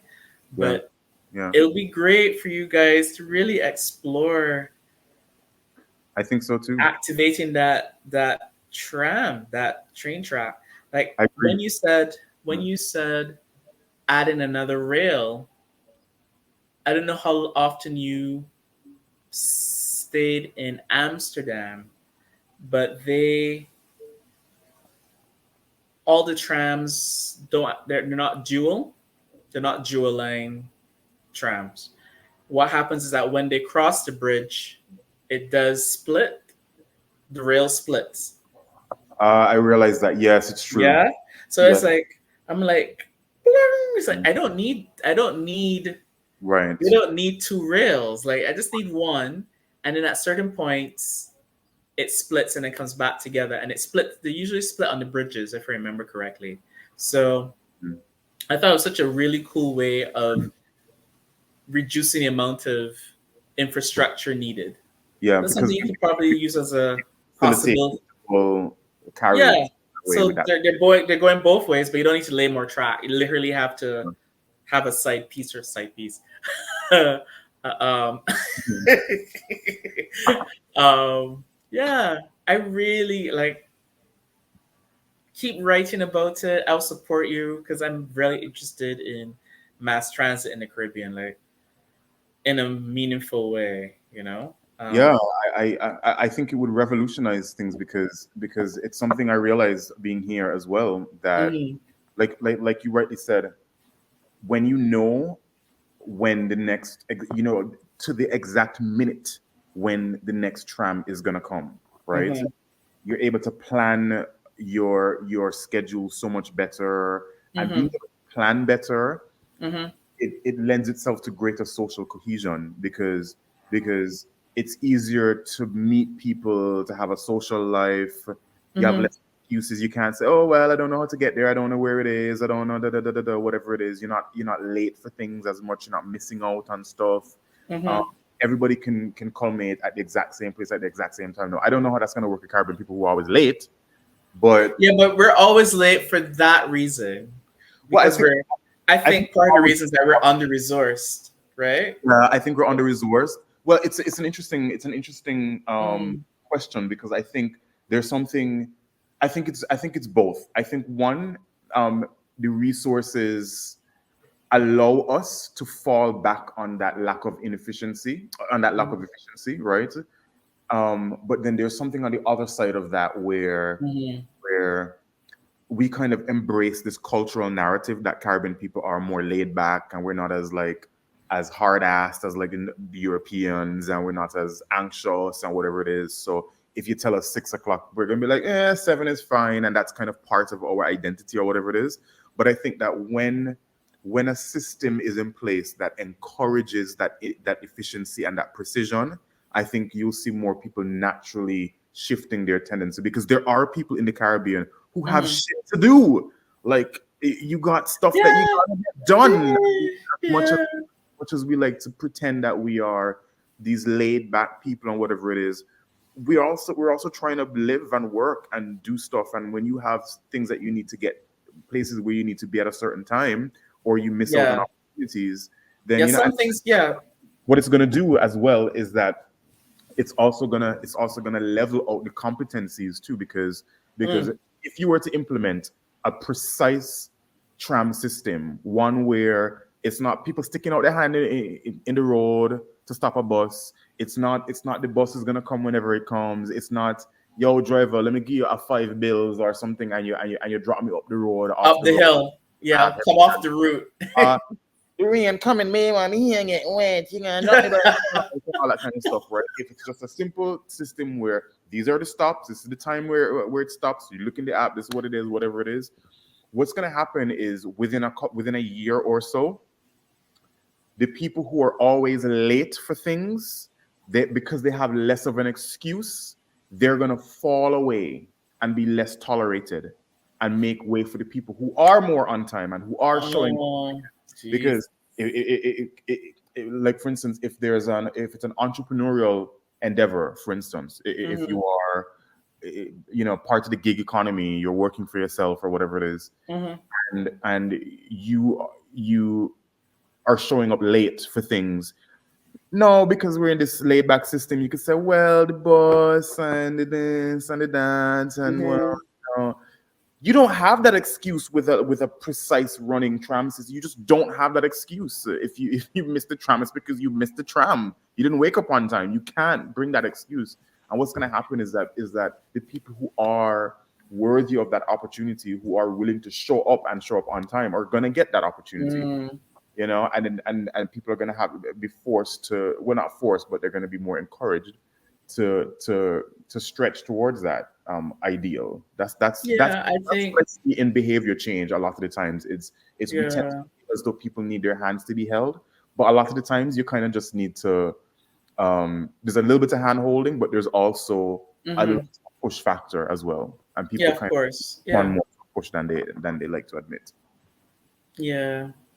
I support you on that. I'm literally interested to the possibilities just because it's already there. Right?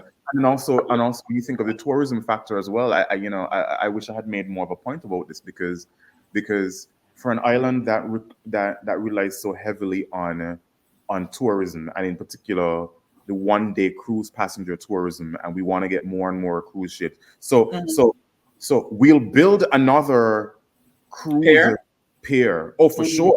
That we'll do, right? We've expanded the cruise terminals a couple of times within the last few years, but you ain't expand the roads.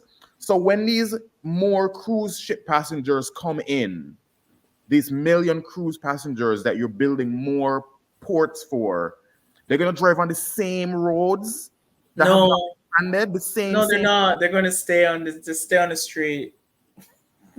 You know what I mean? Like we're not. So anyway, and then the safety aspect as well. Like that story I told about being stuck on the island main road. This is not some sideway street. This is the main road that goes around the entire island. And you're stuck in a traffic jam for 2 hours. Why? Because two buses bumped each other in the night. Not even a bad accident, just a little bump. But because when you have a traffic accident, you can't leave the scene, Yeah, it's a crime scene until the vehicle. So you're on the main road and everybody's stuck. My wife is pregnant. I'm trying to rush her to the hospital. Yes. Or somebody's trying to get somebody in emergency or something like that. And the main road is blocked because two buses have a little fender bender. Come on. Yeah. Come on. And also like inter-island transit is another thing that we need to sort out too. Oh my God, bro. Like, your talk brought up so much things for me. Like I didn't think about it before, but I said it like one of the questions. Like why are we not taking advantage of cruise ships? Why haven't we said to Royal Caribbean, or I can't remember all the names now. Why don't you have a section in your cruise ship where we can sit in and the next day or a couple hours we're in St. Lucia? Wow. Like we're not, because you literally, Yeah. this cruise ships are stringing us along, right? Like you're Yeah. gonna go here, here, here, here. Like I don't want to be in a cabin, right? I just want to get us in Lucia for the day, right? Or the week or whatever. So a comfortable seat, and then like the infrastructure is there. Like why haven't we convinced them to put us in this isolated cabin or whatever to get Right. us to this point, and then when it comes back down later in the week or whatever, we can take it back. Like we, like Wow. why we need to reinvent the wheel? Like why we need to go and buy ferries, and the Yeah. ferries are already there. The ferries Yeah. are already there. The cruise The routes are already planned. Exactly. It's already there. Like Coming anyway. Yeah. so like True. I'm just thinking about like what's already there, what can be used, and don't reinvent the wheel. Yeah. You know? There are solutions in policy for this. There, It's there. It's the like, things that can be negotiated with the cruise liner. yeah. I'm sure they have to pay in order to dock in each country or whatever it is. They do. There's a fee per head or something like that. Right. There are negotiations that can be made. There's this, there's that. Yeah, it's wow. That's actually really fascinating. It's there. Like I don't know the routes. I don't know what the regulations are, but I think it's just a possibility. I agree. Yeah, or Liat. I mean, this is even more maybe slightly more far-fetched, but Liat closed the other day. Why Liat closed, I think it was late last year. Oh yeah. Oh, I thought I think was Redjet was Redjet Bejon? Do you remember? Yeah. But that was also difficult. I could understand. I mean, this was such a revolutionary idea. You mean to tell me that for a long weekend you could spend $12, $15, $20 and hop home to see your family and come back? What does that do for Caribbean people, Dread? Yes. Caribbean people who love to go to each other carnival. Caribbean people who love to marry people in other islands and who love to have and this and that and work in other islands and that kind of thing. Why don't we have an air transport system that supports who we are as individuals, as a culture? It's just ridiculous. We're following these American capitalistic ideas of profit, but we're not looking at the long-term benefit of allowing people to flow more naturally and support a wider Caribbean economy. I just thought it was so short-sighted. Yeah. So absolutely embarrassing. How do I? How many people have visited me in the Caribbean and they point to another island and say, "Hey, let's go over there," and I go, "Actually, I don't know how to get there. I don't know how to get to St. Eustatius. I don't know. I don't know what the route is. I don't know what it's." And we look up the thing, and it's gonna cost us $500 to go to St. Eustatius, to an island that you can see. I think that is worthy of a project in film. Oh, like, I think so. Like I can see it. I can literally, I can see it. Like I can see it, and therefore I can get to it. Like you were able to get to the Netherlands before you got to St. Louis. Isn't that like ironic? That's really sad. Yeah, really, really sad. And I think it's a more direct flight actually. You mean to the I think Netherlands? it's less stops. It's less. Dead ass. So I wait, think how did you get? How did you get to? You went through St. Martin. How did you get there? yeah. Yeah, St. Martin. So from St. Kitts to St. Martin and St. Martin straight to the Netherlands. Okay. 'Cause Okay. Dutch, French. So there's also direct flights to France. So there are Right. more. So you can more easily get a direct flight to Europe from certain Caribbean islands than you can get a direct. You can't get a direct flight to Jamaica if you're From from. St. Kitts? No, Oh wow. no. In Oh fact, if I wow. want to go, the last time I checked, Mm-hmm. if I want to get to Jamaica from St. Kitts, it'll take me 2 days because if I don't have an American visa, I have to go to Antigua or St. Martin and then from St. Martin over to Jamaica. But depending on the season and the availability of the routes, there might not be a connecting flight on the same day. So your boy gotta go book a hotel for the night. So it'll take you 2 blinking days to get to another Caribbean island. Ah boy. This is what's going on. This is what's going on. And we're all sitting around pretty acting brand new, like nothing is wrong. You know, it wasn't like this before. No, it wasn't. I remember when I was a child, it was very, Mhm. very normal. It wasn't that expensive and it wasn't that uncommon to island Yeah. hop. My mother would wake us up on a Friday morning and say, "Hey, y'all want to go to St. Martin this weekend? Yeah, let's go." Let's go. Yeah. And you jump on and you go. You pack a big bag, a big tote bag, and your thing, and you Mm-hmm. go and you go, run up and down with your cousins and stuff, and you come back home to go Mm. next day to go school the Monday.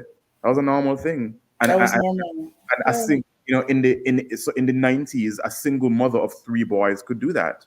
Mm. Can't do that no. No, you can't. It's So it makes you question, is it symptomatic or are there like larger forces designing it that way? but to what end? What is the outcome of such a design? I don't know. I mean, the benefit must be On long among term. like I've been trying to communicate to people, these separations that exist are not our separations. Hmm. The fact that Saint Martin is a French island and Saint Eustatius is a Dutch island is not my fault. Right. No, it's not. And it's not a contemporary decision either. It's a colonial decision. This is something that was not the original design of this place. We've Yeah. all seen ourselves as one um archipelago Archipelago. by water, Hmm. not by culture. We were not perforated by culture or by Hmm. identity before the Europeans came here, and we are still maintaining these separations in transit policy. Why? Yeah. To what end? For what purpose? Yeah. What does it do? I don't understand it. I really don't Uh, understand. Especially as islands, it's not as though. I guess. I mean, it's not as though if when you enter Saint Martin, which is French and Dutch, that you're on a European continent, No, right? no. So You're in a if you're Caribbean. saying, You're in a Caribbean island with Caribbean you're people. on an island. So Caribbean. physically, you're on an island. Um, so the same way how you have to leave in 90 days, Yeah, yeah. right? You know you can't go to St. Martin now, right? For the next 90 days. Oh, right, because it's a friggin' well Dutch country. And it's also Oh, French.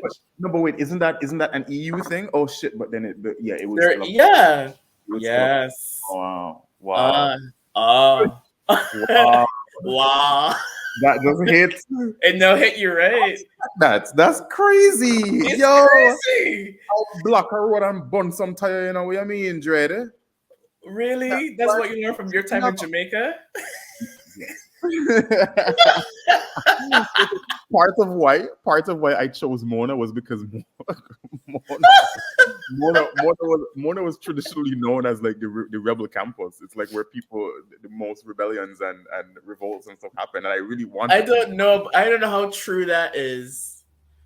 Historically, I think so, but not. But by the time I got there, not really. I think maybe maybe Mona is in its bubble. If you had said to me you went to UTech, yes. Okay, yeah. The UTech students were way more radical at that time for sure. Yes, definitely. We did put tires in the road and stuff. We got tear gas and Papine. Yes, this is what we did. You got tear gas and Papine. Oh my gosh. Yeah, wow. Man. UWE students they got supermarket and KFC and Burger King. You don't need to leave. You got your own hospital. You're good. Yeah. But it's though because like you mentioned about like earlier, you talked about the different I guess it's topography of the islands, like the different geographical components that make up like the soil and stuff like that. Yeah. Different islands, more for agriculture versus other things, but maybe building materials and such. And I think like that's a starting point for us to start thinking about the region as a collective. Rather than as individual economies. What does the Caribbean look like really as a single economy, or as an integrated economy? Really, really, really, more than just movement of people, but also the sharing of resources and the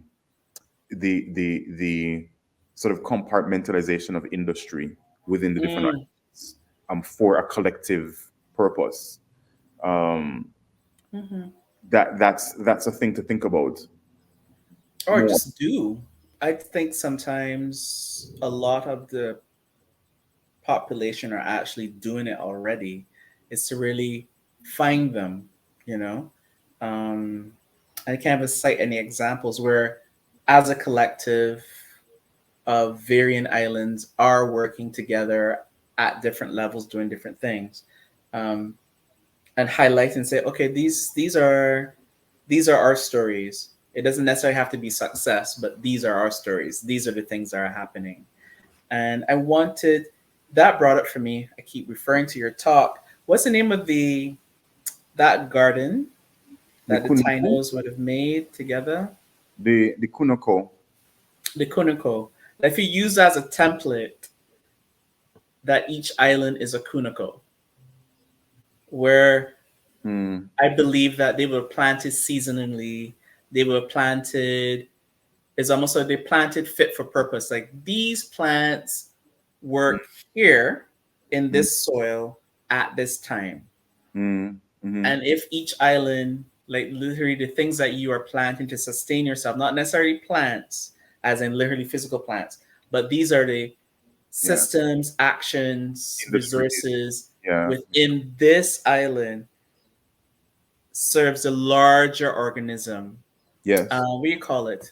What do you call them? Jellyfish or the cynophores? Where they're literally a collection of organisms and it looks like one. But it's like, how are we able to do that? I think if you lean into that, that'll be an interesting possibility. Like you're leaning into like, okay, this is what this place is telling you what it needs. And this is how something like this will flourish here. You know? Yeah. And then it feeds the larger organism, Absolutely. As opposed to like recreating the same thing everywhere. Yeah. Or each silo reaching further and further north for its materials. You're reaching much closer home for your materials. Yeah. Both your human resources and your physical resources. And in that way there is a collective interest in the health of each silo, of each compartment in that wider organism, for sure. And then also you grow up thinking, okay, if I want to work in in one particular type of industry, I already know this is the island I'm going to go and study that or work in that. If I want to work in this type of agriculture, this is where I'm going to go. If I want to work in that industry, this is where I'm going to go. And you have that in your mind rather than thinking that the north is where you're supposed to go. Yeah, exactly. Mind you, we both benefit from going north. Yeah, but I think the benefit is proportional to the sort of to the original lack of the source, right? So it's so beneficial because we have not answered. It's so beneficial because the Dutch have answered so many of the questions that we are still grappling with. Right. I dream of a time when it's beneficial for these people to want to come to our part of the region because we do certain things so well, and we, or rather than the aspiration going north is going, to another Caribbean island, which is much more accessible, from a migration standpoint, from a cultural standpoint. That threshold of cultural integration is not as wide if you go to a French-speaking Caribbean island as opposed to a French-speaking European country. Right. It's a totally different experience. So yeah, it's interesting. I think both of us seem to have learned quite a lot from the experience here. I was very interested. I was very inspired by the tram system here and the way that the Dutch have figured out the most efficient way to transport themselves from one point to another and transport material. They figure just they really think a lot about the human experience. They think a lot about the human experience in transit and in movement and in motion. What is a person? And also, I've always wanted to design a wayfinding experience. It's one of the things in my career I haven't gotten to do yet. And I'm very impressed with the way that the Dutch seem to think about when someone gets to this point, what will they need? What will they need to move along? Exactly. And they've it's right there. It's there. Oh, that's the screen that tells you what to. Okay. There we go. Somebody's already thought about this. So no, you can free up your mind. With all of that free mental energy, like you were saying. What do you use that free headspace for now? Now that you're not sitting around wondering when the bus is gonna get here, what are you thinking about in place of that? You're thinking about productive things. You're preparing your mind for what you have to do. Prepare your mind. You're reflecting on where you just came from. Yeah, exactly. And you can also extend the social experience while in motion as well, because people are traveling together and not having to spend as much time figuring out how to get to the next point. So now we can use that space amongst us for we can discuss. Yeah, see, it's less time problem solving. Precisely. Waste a lot of time problem solving, or not problem solving. It is part of the Caribbean experience. Like you're always managing a crisis.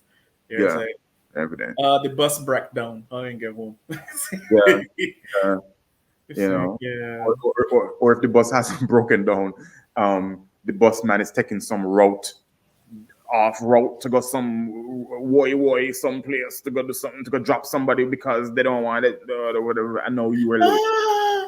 That happened to me once, where the van, the 15-seater van driver went off the route to buy pudding and sauce, which is you guys have pudding and sauce in St. Kitts? We have sauce. Yeah, we have black pudding and we have sauce. Right. So we have them together.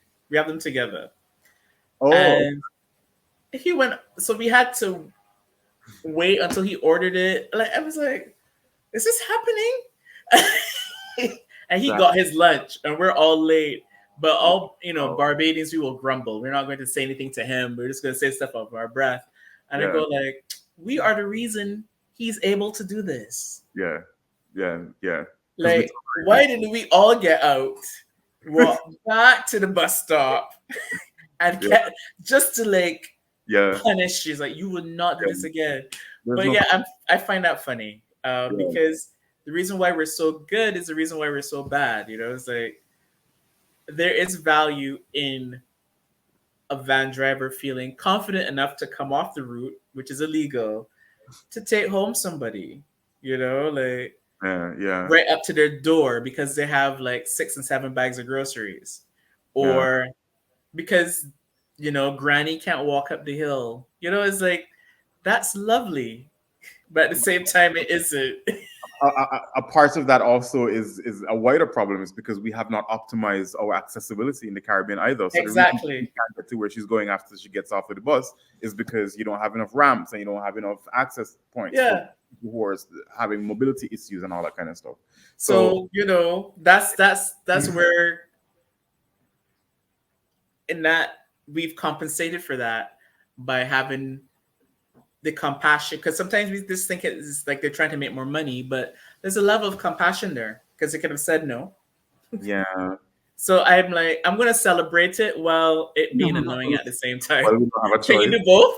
Well, we don't have a choice. It's a little bit of Stockholm syndrome. It's kind of reading very Stockholm. No, I totally see what you mean though, because there's also that that sacrifice, because that was one of the culture shocks here too, is people just don't. I mean, it seems like the greatest offense that you can commit in Dutch culture is talking to a stranger on the street. Like, oh really? Kind of. I mean, but it's weird. It's weird because like I said, people here are cordial enough.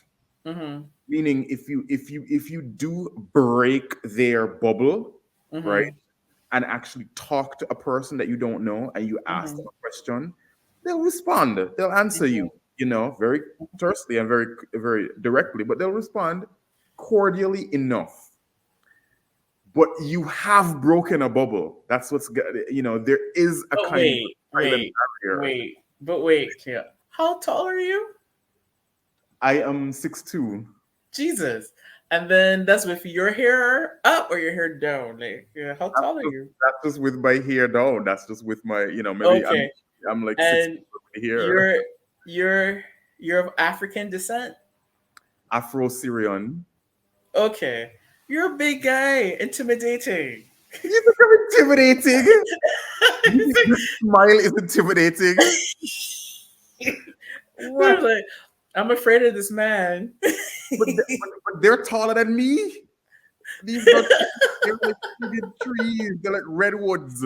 Oh, I forgot about that. You're right. Yeah, I don't know what that's all about then. I take back that theory. Man, I think people just don't. What I think it is. I think it's less like, for instance, like maybe I've not been to New York, but I have lots of friends who live there, and I just understanding what is portrayed about New York culture.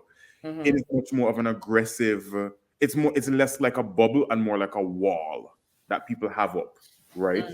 Barbed wire, and it's kind of like this hard kind of thing. I think it's different with the Dutch. I think it's just more that like people here seem to enjoy their mental equilibrium so much, and they just like to be in a balanced sort of state of mind, and they just kind of they sort of have their plan, their schedule. The Dutch schedules, oh my gosh. And and listen, I've become that too. Like my schedule looks like a Dutch person's schedule now because I've put everything on my schedule. Was it like that before? No, not at all. I never use my Google Calendar. Look at you. You acclimatized. Look at you. Right. But I think it's they have such an sort of an individualistic mindset, and they kind of think, okay, this is my day. I am going to my place. I am going to work. This is my travel line. This is my thing. I'm playing my music. I'm in my sort of headspace, and it's just peaceful and nice and whatever. That I don't want anything to disturb that in any way, even if it's a foreigner asking them directions or something. Yeah, they will answer. They're not gonna not answer you or anything, but but it's like you've kind of like you asking them for directions was not on the schedule. So Oh. no, they haven't scheduled for that. Okay, if you put Right? it that way, Yeah, so it it is was on the not on their schedule. schedule. It's not. They just don't. They have not made. So no, they have to do the calculation. You can see it in their mind. Like you can see it in their eyes. The minute like you walk up to a person, to a Dutch person, to say hello, and you don't know them, you can see the calculation. Like, oh, I how much? love your analysis because you study people really well. That's so funny. You see it like, oh, someone talking to me, someone who, oh, okay, yeah. It's like they just want to get. It's almost like an anxiety, like they want to get out of that as soon as possible. Yeah, to get back on schedule. Exactly, get back on their schedule. Because their trains are always on time, and that's how it translates into culture. Right, right. Like, Um, oh, I love it. People, I like them actually, and it's weird too because the Dutch are like they have this kind of. This is what I mean when I say that they're aloof, right? This first of all, like almost every Dutch person who I've said like, oh, I really like Dutch culture. They're like, what culture? What do you mean Dutch culture? Like, okay, so you don't think you have culture? All right, cool, right? That's culture to me. That's something, right? Because you all seem to think this about yourself. You obviously have a culture because you're very distinct from everybody else. You don't. I mean, I've not met. I mean, the Dutch are not like Germans. The Dutch No, are they're not. not. They're not like the French. They're not No, like they're the. not. They're not like Americans. No, they're not. They're not like Caribbean people. They're not No. like. So they must have a culture, but they seem to get off on this idea that they are this neutral sort of like do normal kind of thing. Like they're just, oh, like we're just here, or we don't have any embellishments. We don't have anything that makes us special. What's really special about us is that we're not special at all. It's like, shut up. You are special. That's what makes you special. Like you think that you're You're not. so ridiculous. And so yeah, so like they have this thing where they don't think they have a culture. But they clearly do because everything is bread and cheese here, right? That's clearly a culture. I And told so, you about that. yeah. My entire time there, I made a point of tasting every bread and every cheese Oh, did you? and Oh my every ham. Yeah, because I mean, where we're from, just like there's so many breads and hams and Yeah, cheeses. yeah, yeah, yeah. But I was just blown away at Oh yes. the multiplicity of what you can do with the same ingredients. Another thing I think is their efficiency, the schedule thing. That's Oh very. yeah, Oh my gosh, you you probably want saw that with your talk when you were planning your and talk. but it's just everything. You want to meet somebody for a beer, and they pull out their phone to check their Google Calendar, and it's like, oh, I have 2 hours on the 15th, and it's like I've glanced at people's phones a few times, and it's like they're color coded. It's there. You just see everything like, wow, bro, what's going on with your life? That's wild. There's the spontaneity is not really a thing here, and um, Oh, that's unfair. There's spontaneity. They have here, a they have they have a they have a matrix. So if you think about architecture, so the matrix is like your columns and beams. So it's like there's regularity, and sometimes some of it is enveloped, and then you can okay, dance in between it, right? So uh, like you have New York, which is a grid, and then you yeah, have Broadway going through it, which is like the spontaneity. okay. So they dance in their grid What spontaneity did you see here? with them. Yeah. I don't recall any. What I will say is they have a kind of they have an interesting duality to them, right? Where Mhm. on the surface it's this sort of reserved, Yes. um, cordial, kind of buttoned up. Well, not so much buttoned up, but sort of like do normal kind of Yeah, behavior. it's reserved. Chill. Yeah. But these are the same people who will go partying for 12 hours at a rave, Uh you know, huh. high on all sorts of drugs, and and like you just can't tell because the most regular, nerdy, normal kind of people are the ones who love that kind of stuff. Mhm. Like Mhm. so So like it's this one behavior that they have in the daytime, and in the evening it's like, It's interesting. a bit, yeah. It's Um, interesting. yeah, I thought they were cool. Yeah. Yeah, but I will say as well though that the coolest people who I've met here were non-Dutch. They were definitely like, not that the Dutch weren't cool. It's just the people I connected the most with Yeah, yeah, yeah. But that would make were sense. foreigners. That would Italian. make. I made a lot Mm-hmm. of Italian friends, Germans, Mm-hmm. other Caribbean people, Mm-hmm. British. The Brits were pretty cool. I met a good few UK people here Mm-hmm. and stuff. You know, uh, Yeah, that would make sense because obviously you're gonna lean into people who connect with your fire, right? Which is totally natural. So you'd be like, but yeah, I that know would what it's make like sense. to be in a different place as well, so you can connect on Right. to that we're both foreigners, and, Mm-hmm. we're both looking. That you're all foreigners. Yeah, in a foreign place. That Yeah, is so true. yeah, yeah, It's yeah. so true. Yeah. So, as we kind of like wrap up this 2.5 hour lovely little chit chat, Yes. I don't know. Yeah. Ooh, What, sorry. what, what would you Mhm. say as like a final word? Like maybe if people are watching this, and they're in, either maybe it might be an incumbent fellow or someone who's thinking about applying, or it doesn't even need to be for the tilting axis necessarily, but like a Mhm. Caribbean artist who is interested in having an experience like this, where they go to another continent and Mhm. have this kind of cultural exposure, this kind of artistic renaissance. Mhm. Personally, what are some of the um, maybe advice, or the things that they should look out for, things to consider? Yeah, that you think. Yeah, it's. I'm going to have a challenge answering that because I don't want to prescribe how one should experience things because we're coming to the table with different things. Yeah. So my experience is definitely not like yours, right? Um, but I think it's the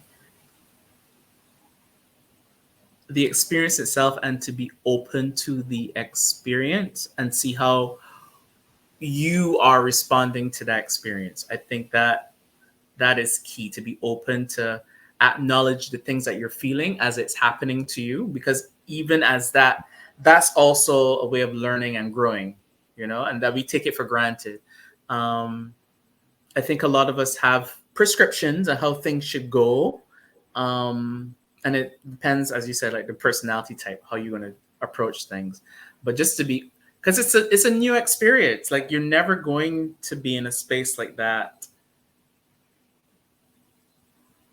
yeah, for any period of time. Like it's like a one shot kind of thing. So even for me, I think during my talk, I said that, like when everyone came to the talk, I said, this is a one time event. Like this will never ever happen again. Meaning each one of us will not be in this space and time together ever again. Like this combination of emotions and feelings and stories in this space. So if you start to acknowledge the nowness of it, like if you take it up as, especially as a creative person, like to really appreciate the nowness of that experience. I think that's the one thing I would ask people to walk away with, because I find that very valuable. And it's fleeting. Like it's also acknowledge that it's fleeting. Like the next day, it would be different. The every day is different. Every day breaks differently. So I think be open to that, to it not being the same every day too. Um, yeah, I think that's the most I would say. Yeah. Yeah. It sounds like Dutch weather. Like, this morning it was raining and wet and clouds, and it just looked like Mhm. every day, and now it's bright and sunny, and it's just, the schizophrenic weather here has been. Oh, look at you. The knownness is really Yeah, powerful. the nowness. Yeah, I think, yeah, especially as Caribbean people, to see another perspective and a way of approaching, um, I think, get away from being a representative of your country, because I think we get into that very quickly. Mm, We get into tourism, marketing, whatever, um, and to really flip that, like to really embrace the space that you're in. mm, Um, you know, move past those obligations that they programmed us into, and be okay being selfish about it. You know, it's like, yeah. yeah, yeah. I agree. I agree. I would have expanded on that myself, to say that it is a very personal experience, Mm-hmm. and um, I think it's important to know, to really reflect on who you are and where you are, as you Mm-hmm. said, in knownness. Like, I was very conscious coming into this, that like this was a turning point for me in my Mm-hmm. career, where I was shifting from um, a decade of doing work that was externally oriented, and that Mm-hmm. a justification that was outside of myself for clients, Mm-hmm. for other people, and things like that. And now I was being given the space and the opportunity and the encouragement to work on things that I think are important, and I Mm-hmm. view as important, not just to the wider Caribbean society or to the world, but to myself as a human being, to me. And that there are spaces where that is absolutely valid, where Mm-hmm. people want you to act, to self actualize for you, Mm. and they're prepared to support you in that. And as a creator, as a creative, I think the self is the first unit of actualization, right? Mm-hmm. That you should actualize yourself first, and like you fill your own cup, and then you can fill every other cup around you once yours is overflowing. Yeah, but of course. but you owe it to whatever your ideal is. If your ultimate ideal is something Mm. that serves a wider purpose or just yourself, you still have to fill up yourself first. Mm-hmm. And that coming here, this is definitely a space where people fully expect that you are on a journey of self actualization, that people are interested in that self, In that self, yeah. because that self is inherently very interesting, and to Mm-hmm. actually find yourself interesting as well, and to share that with people, and share Mm-hmm. that with yourself as well. Like, that was a big thing for me. It was embracing my interests and things Mm-hmm. that like almost reintroducing myself to myself, Mm. um and seeing who I am in a space where I am free and I am supported and I am understood, Right. and um I am permitted. In fact, there is no permission, because the permission There's no comes, permission to be given. None. exactly, comes from myself. Yeah. Uh, so yeah, thank you for this talk, Israel. Yeah, Every time man. I talk to you, I come away with like these really powerful Israelisms. I Yeah, can't take ownership. I'm just a conduit. you just have you just a vessel, right? That's it. um, Yeah. yeah, I hope we get to talk some more. Yeah. When you land back, don't hesitate to call. Um, I don't know if your landing will be soft or hard, but I'll reach out to you too to check in. Yeah, I might need some emotional support Oh for that yeah, reintegration yeah. to, back to Kansas. Kansas. That's my metaphor. Like when I go back to the Caribbean, I always say like I'm going back to Kansas, like the Wizard of Oz. Yeah, Like, I know. I get you. I get you. yeah. As you said that, I'm like, because I'm in rural Barbados, right? And I'm hearing somebody in the back hammering a steak because they're putting out sheep, Oh, like okay. black belly sheep. I don't know if you have, because like, is this a reminder of where you are, right? And I go like, oh yeah, I'm in the countryside, and I can hear somebody flying a kite. Like I don't know if you can hear it over the thing, and I go like, this is so interesting. And you said Kansas. I'm like, yeah, sheep, kites. In the moment, In the middle of the day, this is like it's 11 a.m. in Barbados, and someone's putting out sheep and flying kites. Where does that happen? All right, thank you so much for this call. Yeah, thank you too, Israel. And good luck with your project right now. Yeah, I can't wait to share it with the world. Yeah, I'd love to see more. Yeah. But all the stuff is proprietary, so you can't share stuff until they say you can share stuff. I know. Here it goes. Yeah. I know. NDAs and all that stuff. Yes. All right. All right. Take care. All right. Ciao. Bye. Bye.